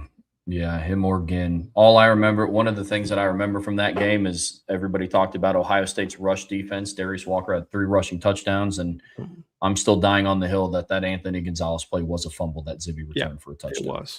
It was. The thing about Ohio State, too, is they had enough athleticism at linebacker that they would have defended Vince Young better than USC did, which is exactly what they did. Because they had A.J. Hawk and Bobby Carpenter, and like that was a very athletic linebacking core. Yeah. And their secondary was very good, very talented as well. Dante Whitner, Ashton Yabuti, like Nate Sally, like Malcolm Jenkins, like that was a pretty athletic back 7. And that's why they were able to keep Vince a little bit better under control than what USC could. Sure. Part of the reason Darius won also was because Ohio State was willing to let Darius Walker run in that game. Like they're like, Brady's not going to beat us. If you want to try to run Darius Walker, go for it, because you can't do that for 4 quarters. And they were right. Yeah. And Brady still did his thing in that game, but Sure did. they just created enough incompletions and misses that they could keep them under 30. And I think that was the goal. Keep them under 30, you're going to win because that defense ain't holding that Ohio State offense under 30. Good question. From Utah Irish 77, the following players will show the world just how dominant the Irish team will be in the 26-27 season. So buy, sell, hold the following potential player stats. We are going big. So first one up, CJ Carr passes for 3,919 yards and 35 touchdowns. So are we going to buy, sell, hold each one, Trev? Is that what we're doing? Okay. I think it's sure. I'll buy that. I think as far as like for the entire season, yeah. agreed. I don't know that I'd go there for the regular season, but for an entire season, yeah, I'll buy that. For including playoffs, definitely buy that. Boubacar Traore has 14 sacks. I'm going to sell that. Is it possible that he breaks the school record? Yeah, he's going to play 15, 16 games in this situation, in this scenario that you and I think how the season's going to play out. So it's possible, but I just think there's enough good pass rushers at linebacker and at the other defensive end spots that there may be times he gets the win, but his win causes a guy to run into the arms of Bryce Young or Drake Bowen or Kingston or Jaden Osbury or Francis Brew or Tion Gray or Jason Onya or something like that. So it's possible. It's possible, but that's a big jump from 6.5 to 14, even in 4 more games. One of the stats that I love with like the next gen stats that the NFL has is they track sacks created, which I think is a very, very interesting stat to look at. I bet Boubacar's numbers will be very high in that regard this season. Oh yeah. I love that stat too, by the way. Yeah. Oh, because it's like, yeah, you didn't get the sack, but you made the play that led to the sack. Yeah, I like that. And then Bryante Johnson, 11 interceptions. That's a hard sell for me, dog. I'm going to say that one is probably, Drew, of the 3, the least likely. So if I had to buy one, sell one, hold one, I'd buy CJ, hold Boubacar, sell Bryante. If I'm going to buy CJ, I'm going to sell Boubacar, but I could also see him getting 214, possibly in 15 games, but that's a tough one. But that's more likely to me than Bronte getting to 11 picks. That's a lot of picks, man. Yeah, that'd be the all-time NCAA record in a single season. Yeah. That would be crazy. What is the record? 10? Actually, excuse me. That is incorrect. That wouldn't even be the record. The 2 record holders are Al Worley at Washington in 1968. He had 14 picks in 10 games. And then Gerard Holloman at Louisville in 2014 had 14 in 13 games. So that's a lot. Yeah. The 14, when was the one from Washington? 1968. That doesn't surprise me because they'd actually throw a decent amount of picks back then. Interceptions weren't viewed in the 60s and 80s as like they are now. From Iden Benami, buy, sell, hold. After speaking with Coach Ash, you feel more confident that his scheme and defensive ideas will allow Notre Dame's defensive talent to attack and fly around the field, somewhat like prior regime. A little bit more. I'll buy that a little bit more. I don't know that I'm like, okay, I'm on board. But Trev, there was a comment, and I won't say what it was, but there was a comment in there where he was talking about the run defense that caught you and I's eye, like, oh. And then there was another comment he made about the defense statistically, how the defense performed and how he wants them to perform, that had to do with getting after the quarterback. That surprised me that he was talking about that. And it showed me that, yeah, there is a desire by him. He does recognize sacks as a statistic that is a byproduct of how good his defense is playing. Not in a way like sacks matter, but like if we're doing our job here, we're going to get to the quarterback more kind of thing. So yeah, I'm a little bit more, but I'm still a cautious optimism, I guess is what I would say. I'm not like on the bandwagon now, but he definitely had some comments, and I think I'm pretty good at seeing through the BS that coaches give us and to say, okay, that's just coach talk. And hey, I think that means something to me. And Chris Ash had 3 or 4 comments where I'm like, ooh, that's interesting. Like, I know what he's like, he's trying to not give me an answer, but to me, the way I'm deciphering is like that's an answer. Like I like that. So yeah, I was a little bit more encouraged coming out of that interview than I was going in. But just now I got to just see it. Yep. Now I need to see it. Christian Gray has worked with Mike Brown and will have more interceptions than dropped interceptions. I don't know that has anything to do with Mike Brown. I don't know that he's worked with Mike Brown, but I think that I'll buy that he'll have more INTs than dropped interceptions this year. Yes. Buy that as well. For Christian, it's not about his hands. It's about his concentration level. I mean, this is the same kid whose first interception was a leaping one-handed grab on the sideline against Pitt. Like, he actually has, I mean, his most impactful interception was a diving down off the ground, keeping the ball from hitting the ground interception in the Orange Bowl. It's concentration. Yeah. He starts thinking, I'm picking this and I'm housing it before he catches it. You know, I mean, that's really Christian's thing. Like, yeah. But yeah, I'll buy he has more interceptions than dropped INTs this year. Yep. Another one from IDEN. If KVA is cleared and 80-90% at the beginning of the season, you'd still slow play him and work him in, even if he wants to get more normal playing time. Let him work his way back, and rather than rush it and allow him to play because he's 90%. Not worth it to rush it. Maybe some for Jags. Yeah, same for Jags. Yeah, bye. I'm not rushing either one of those guys back. No. I care a lot more about having him 100% in October, November than I felt they brought Mitchell Evans back a little bit too quickly in 2024, and we just didn't see the same Mitchell Evans all year because of that. Like, if he's only 80-90%, I don't know that I'd play him at all the first couple games. And then once it gets to 90-ish, then I'd say, okay, let's work him in a little bit. And, you know, we got that bye week coming up in October, you know, that's what I would do. Yeah, if Notre Dame loses a game in September this year, there are much bigger problems than KVA not being at 100%. So I'm definitely buying this. And then Notre Dame has and will overpay for particular players so far in this pay-for-play era, the last 2 to 3 years. Yeah, because every kid they've got out of the portal, they paid more than they should have paid for that kid, but that's just the era that we live in. Every high school kid making six figures you're overpaying for that kid. So, yeah, I mean, but that's the world we live in. No question. Every top recruit that they've signed is making six figures. I think it's overpaying for a high school kid to pay him six figures on what they have zero value to your football program. They have generated zero value. It's all projection on what you think they can be. Yep. And that's overpaying, but on what I think you should be paying. But that's what you have to do to win in this era. So, yeah, they're overpaying for players. And if they want to be competitive, they have to. Yep, I buy it. They are overpaying for players, as are some of the other top programs, because that's just what this era of college football is dictating right now. Have to. Like, if what they paid what they're going to pay Champ Mons is anything close to what I was told they're going to, you're overpaying for that kid based on the fact he just finished his sophomore year of high school and he's, hasn't even gotten to 20 career high school starts yet. But that's what you have to do if you want to get Champ Mons.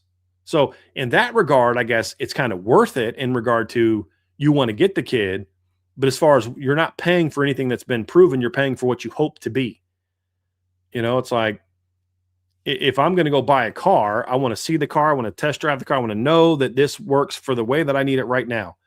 That's paying for a portal kid. Paying for a high school kid is, okay, I have a car that I saw in a magazine. I think I'm going to like it, but I'm not actually going to see it in person. I'm not actually going to drive it. I don't even know if it has an engine or not, but I'm going to still pay the same amount of money that I did for the one that I drove, know that it works. They let me use it, have it for a week to try it out, test it out. You know what I mean? Like, that's what you're doing with a high school kid. But you know what? If you don't, then guess what? That car is going to go to someone else. And in reality, it was as good, if not better than the one you actually bought, but you weren't willing to take a chance. And so that's why you missed out on it. That's the world we live in. And that means sometimes that money is going to be invested poorly. And sometimes that money is going to end up being invested wisely, but that's the nature of the game we're at. So, yep. Noted, Brian ain't using Carvana. No, Brian is not using Carvana. Absolutely not. To each their own. That's just not for me. I need to see it and test drive it. From Ballpeen Shillelagh, Jaden Maeva should be a top 5 ranked preseason quarterback. So, and we've talked about this a lot. So, I think it's debatable whether or not he's in the top 5 of the Big Ten. it's at least debatable, in my opinion. I'd probably put him in the top 5 of the Big Ten, but he ain't the top 2. I'll tell you that. I don't. For me personally, he'd probably be 4th. He's not ahead of Julian Sand. He's not ahead of Dante Moore. I don't have him ahead of Malik Washington. I don't have him ahead of Damon Williams. I have him 5. And then that doesn't even get into how's Josh Hoover going to be. It doesn't get into how's Bryce Underwood going to be. How's Drake Lindsey going to be at Minnesota this year? So, but at least he's more of a known. But he'd be my number 5 Big Ten quarterback. And I don't think I'm nuts for saying Malik Washington and Damon Williams should be ahead of Jaden Maeva. He's definitely behind Dante Moore and Julian Sand. Yeah. So, no. He's a nice quarterback, but he's a system quarterback. He produces because of the system he plays in, but he just doesn't make the big plays you need to make to win those games. Made some great throws against Notre Dame until he needed to make some throws to win the game, and they threw back-to-back pick sixes. Made some big throws against Notre Dame this year until the games in the second half, and then I still don't know what he's doing on a couple of those plays. Mm-hmm. It's like, I mean, yeah, great, you put up numbers, but so what? Are you a winner? Are you a game breaker? Are you a game changer? Do you elevate those around you? And I just don't think he is that. I just don't. I don't. We are of the same opinion, and I will leave it at that. That was a very, very, very easy sell. Do you have him in the top 5? Do you have him higher than 5th in your Big Ten quarterback rankings? I can't remember. No, I have him. I think I have him at, because I think I went Julian Sand, Dante Moore, Josh Hoover, Damon Williams, and then I think Maeva, but I don't remember what. Gosh, we did those rankings a while ago. Yeah, but yeah, across the country, I could name 12 quarterbacks I would take before Jaden Maeva. Yep. Buy, sell, hold from Ballpeen Shillelagh. Only one SEC quarterback will be a Heisman finalist this season. Buy. Yeah, that's most likely. Yeah. Yeah. I'll be interested to see what Trinidad Chambliss does this year, but I think Ole Miss as a team is going to kind of tamper down his Heisman push unless he just puts up video game numbers. But yeah, for now, I'll buy that. It'll be like one of Trinidad, Arch, like one of them. And then you'll have, CJ, I think, has a good shot. I think there's a chance you're going to have 2 Ohio State kids this year. I think if Ohio State's a playoff team, it means Julian Sand repeats what he did last year, and Jeremiah Smith does as well, if not better, which means there's a chance that they're both finalists if you get to 5 and then Dante. So I just think there's enough talent spread around in the different leagues. Does Darian Mensah have a big enough year to be a Heisman finalist? I mean, I know it's been a long time since Miami had a Heisman finalist at quarterback. I mean, we have to go all the way back to it's a 2024, since, I'm being sarcastic, but there's just so many good quarterbacks and players like that. I could see a D end having a monster 17 sack season, and I could see Leonard Moore, if teams keep throwing at him, kind of having, who knows? There's a lot of things you could see that I just don't think that 2 quarterbacks from that league. Now, I don't think that it's out of question that we can have 2 SEC players in there. Like, let's say Trinidad and Colin Simmons, or Trinidad or Arch and Kewan Lacey, or Trinidad and Ahmad Hardy if he's able to come back from the tragic shooting that he had to deal with. You know what I'm saying? Like, there's other position players that I could see 2 SEC players. I just have a hard time with 2 SEC quarterbacks. Because I also don't know if strategically it would make a lot of sense, like if it's doable. Because will the SEC voters split? If they're split between 2 quarterbacks, do either of them or both of them have enough votes to even be a finalist? That would be the other conversation about it. Because they're not just picking 4 random kids and then you get there and oh, wow, we didn't know that guy was 7th. Like, the votes are in. You know what I mean? They have a good idea of who the guys are going to be. So that's why I say no.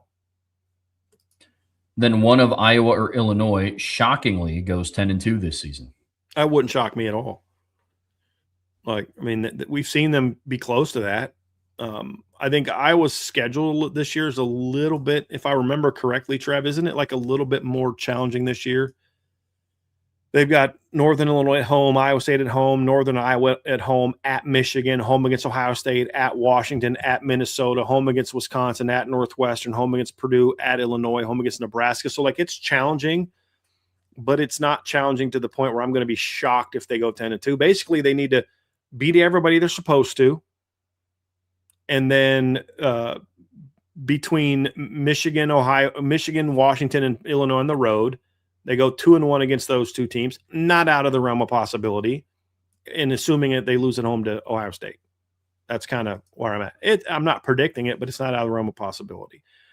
Illinois also has a schedule that's more manageable. They've got UAB at home, Duke at home, Southern Illinois at home, Purdue at home, Oregon at home, Nebraska at home, Iowa at home. But then they have at Ohio State, at Michigan State, at Maryland, at Northwestern. I think they have a couple more road games that are losable on top of, like, they're going to lose 2 to Ohio State and Oregon. I don't see Illinois beating either one of those two teams. Then are they also going to win at Michigan State, at Maryland, at UCLA, and home against Iowa and Nebraska?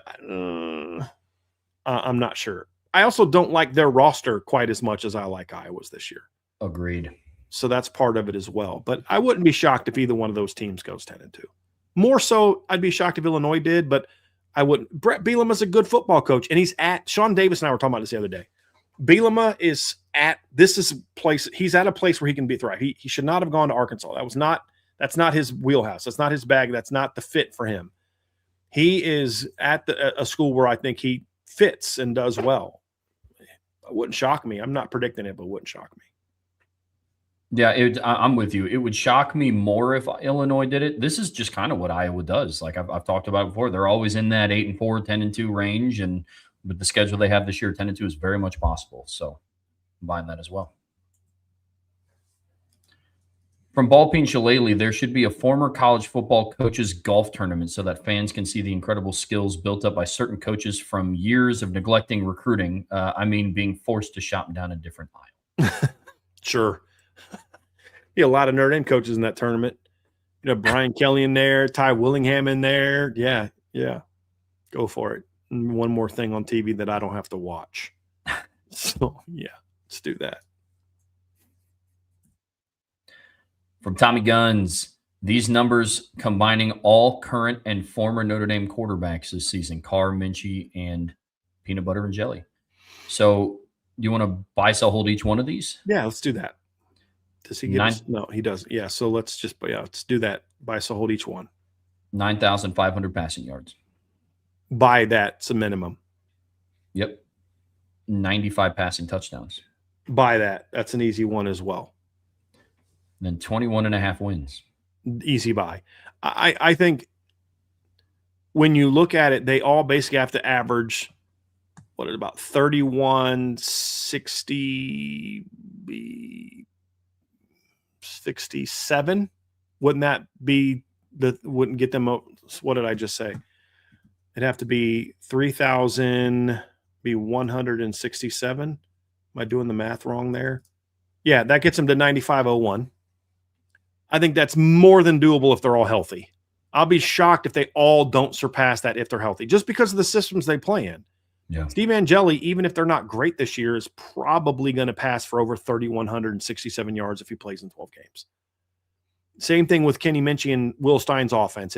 Unless he's not good or gets hurt, I'm shocked. I will be shocked if a quarterback in Will Stein's offense doesn't top 3,167. And again, CJ Carr would have been about there last year if not for the Syracuse game. And that's just the regular season. So that's what, a 200-yard jump as long as they don't have another Syracuse-type game. I'd be shocked. So I think that's the one I'm most confident in. Of the two statistic ones, I think CJ is going to have at least 13 wins by himself. The 21.5 is a little tougher. That one's like, because you're like, at first I'm like, well, man, CJ will get 14 or 15. Well, that doesn't mean that Syracuse and Kentucky are going to get their 3. Now, I think that they will, especially if they pass, for those numbers. But the one that I'm least confident in is the 95 touchdowns. Because that's basically got to average, 32 each to pass that. That's a lot of passing touchdowns. In the chat, Tommy Gunn said, I should have clarified, it's regular season only. Yeah, and that's kind of what I was working with for the first two. The wins one, I'm going to actually sell that one if we're talking regular season. Because I don't know that those two are going to average 5 wins each. Yeah. So first two, my answer for the first two doesn't change. I was working with kind of regular season numbers with the first two. The wins, I did kind of take the whole season into account. So that one, my answer changes there. That's a sell for me now. The first two, my answer stays the same. Again, just because of the systems that they're going to be all playing in. What's tough is one of Carr's wins will come against Angeli. So like that's another thing that's always it too. It's only one game, but I'm with you. Buying the first two, selling the third. Yep. And then last card, Trevor, is going to be from our guy Sean Stewart. There we go. Buy, sell, hold. With the talent and depth of the Irish defense, they could run a variation of the 85 Bears 4-6 defense. So I don't know that defense would be as effective today as it was then. And it was a pretty complicated defense that you needed to run with professionals and veteran professionals. So I'll sell that. And then the secondary could be college football's version of the Legion of Boom. I mean, I can buy that, Trev. I mean, look, they got really tall corners. They've got tall, rangy safeties. They're not as tall as the Legion of Boom. They had like 3'6'4" guys, or 3'6'3" plus guys. Wasn't Richard Sherman was 6'3"? Yeah, Richard Sherman was 6'3". And I think Cam Chancellor, was 6'4". And I believe that what was the other guy's name? Was it Brandon? But their other corner was 6'4" as well for a while there. So hold on real quick. Was it Maxwell? No, I thought it was the kid from Oregon State is who I'm thinking of, because they had a couple different corners during that period of time, didn't they? Let me just look this up. Yeah, I know the big three of the Legion of Boom was Earl Thomas, Cam Chancellor, and Richard Sherman. Yeah, and there was another corner they had for a time there that I thought was on the team that beat the Broncos. I could be wrong. Brandon Browner. That's who it was. So Maxwell was a starter earlier, and then Browner he was started the first 2 years, had some injuries, and then started in 2015, and then kind of was out of the league. But he was a 6'4" guy, 6'4", 221 corner. Yeah, it's a big boy.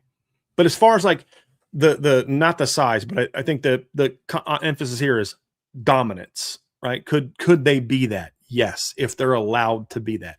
It should be worth pointing out that this, again, is not a zone versus man thing, because the Legion of Boom was primarily a zone defense. Everybody plays some man, but if I remember correctly, Trev, they were primarily a zone defense. Yep.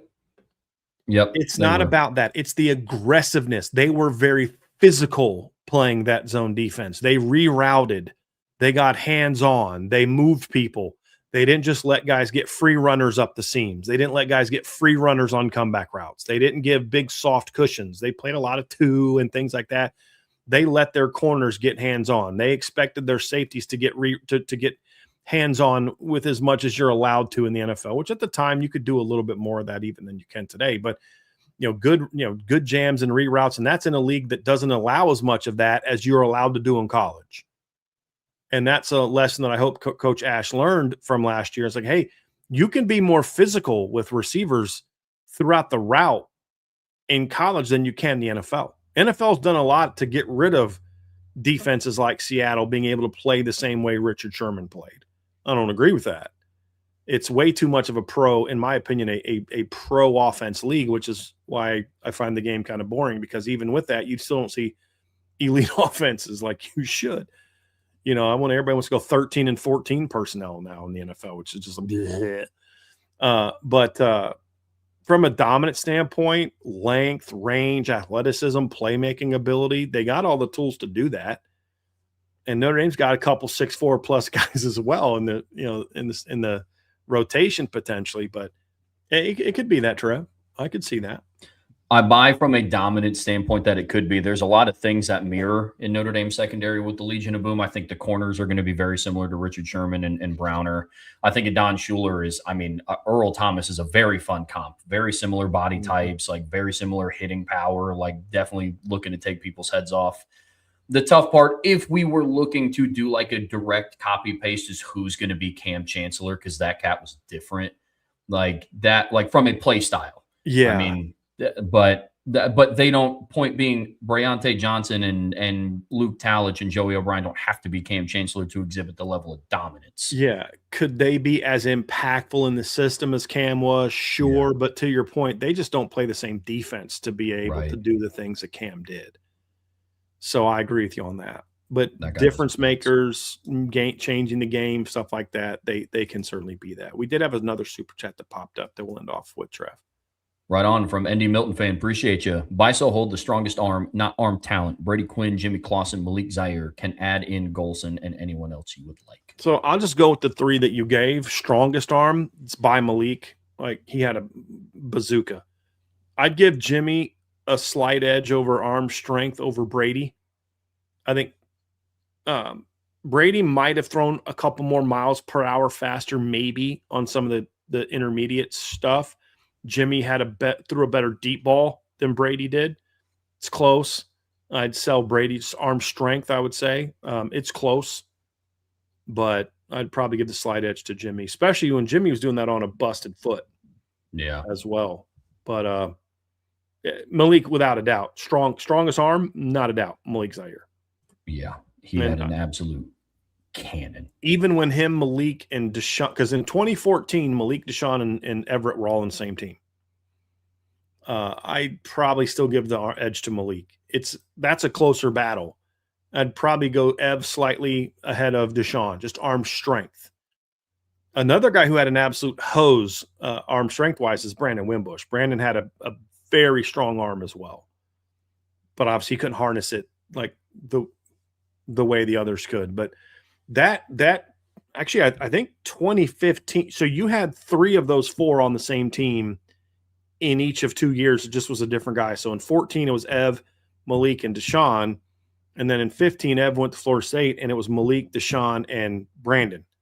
And so 15, actually 3 years. So 14, 15, and 16, you had three of those guys on the same team, because it was Ev and Malik were on the team in 13, of course, and Everett gets suspended. But like, they would have both been there. 13, 14 is when Deshaun showed up. That was his freshman year. And 15, you would have had all three of them. But there was only the 1 year where they were all on the roster. Those Malik, Everett, Deshaun were on the roster together. But Everett was the best natural passer. Malik had the strongest arm. Deshaun had the best NFL body. Agreed completely. Definitely a good stretch of time for arm strength. Oh yeah, Notre Dame quarterback room for sure. Oh yeah, yes, yeah. That Malik, and even Gunnar Kiel, and Andrew Hendricks had a strong arm too. He just didn't know what the heck to do with it. But yeah, like from 10 to 16, they brought in some howitzers in the quarterback room. I played in a 7-on-7 tournament against Gunnar Kiel's high school. And then that was when I learned that I was like, okay, yeah, there's levels to this arm strength stuff. That was your Ronald Curry moment for me. Yeah. I was like, I'm a really good quarterback. And then I watched Ronald Curry play, and I was like, I'm not that good. I was like, I'm an accurate passer. I can put it where I want to. And then I watched Gunnar Kiel break a kid's finger just because he broke up a pass.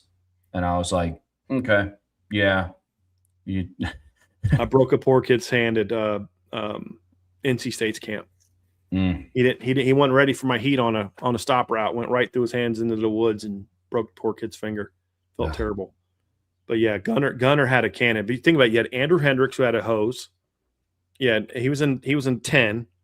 You had Everett in 11, Gunnar in 12, Malik in 13, Deshaun in 14, Brandon in 15, and then Ian in 16.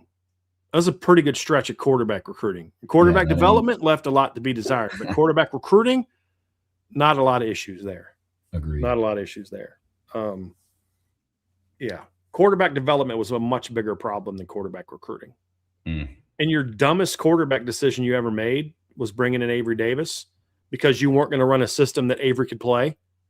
And then he goes to receiver and he's a dude at receiver if it wasn't for injuries. Like, that was your worst, you know what I mean? Like, because like I think Avery could play quarterback. He just wasn't going to play quarterback in that system. Agreed. That was more. I mean, like for Rich Rod, he could play in that system, but not for what Notre Dame was when he was here. That was an issue. But he had a decent arm. He's very athletic. And that's why he was able to make such a smooth and quick transition to wide receiver. He was smart and he was a really good athlete. And he was a worker. Great teammate from what I've been told as well. Yeah, that's your worst quarterback recruit, like from a talent standpoint in like a decade. Because then you had Jurkovic in 18. And then in 19 you had the kid that transferred to Old Dominion, Brandon. What was his name? The kid from Virginia. I can't believe that I'm forgetting his name. He was in Kyle Hamilton's class. His first name was Brandon. Hold on a second. I can't believe I'm completely drawing a blank on his. Somebody in the chat pops it up. Trev, let me know. Brendan Clark. He had a cannon for an arm as well. I've said this joke about him. If you watched Brendan Clark throw the ball and there was no receiver on the other end, he's just throwing it as, hey, throw it 20 yards out that way. It's hard. And it was pretty. Like, oh, man, just boom. But then when you had to say, okay, now hit a target, that's when you're like, wow, this guy's got some issues. But, man, he could sling it. It just, you didn't know where the heck it was going to go. But yeah, there were some rockets brought into South Bend from 2010 to 2020. Without a doubt. Just didn't have a lot of guys that could coach them up. Yeah. Outside of 1 year of Matt LaFleur. Yeah. Man. Well, folks, that's going to do it for us here this afternoon on the Irish Breakdown Podcast, brought to you by our friends over at FanDuel. The guys are going live on IB Nation Sports Beat. They're talking about how Notre Dame's independence has been solidified. So going to be a conversation you're going to want to check out. Brian and I will be back tomorrow at 1 p.m. But on your way out of this show, be sure to hit that like, hit that subscribe, hit that notification bell. Share this podcast with your friends, family, anybody that you know loves Notre Dame and college football as much as you do. But as always, best way to support what we do here is subscribe to the premium message boards at boards.irishbreakdown.com. So until tomorrow, that's Brian. I'm Trevor. See you back here very soon on the Irish Breakdown Podcast.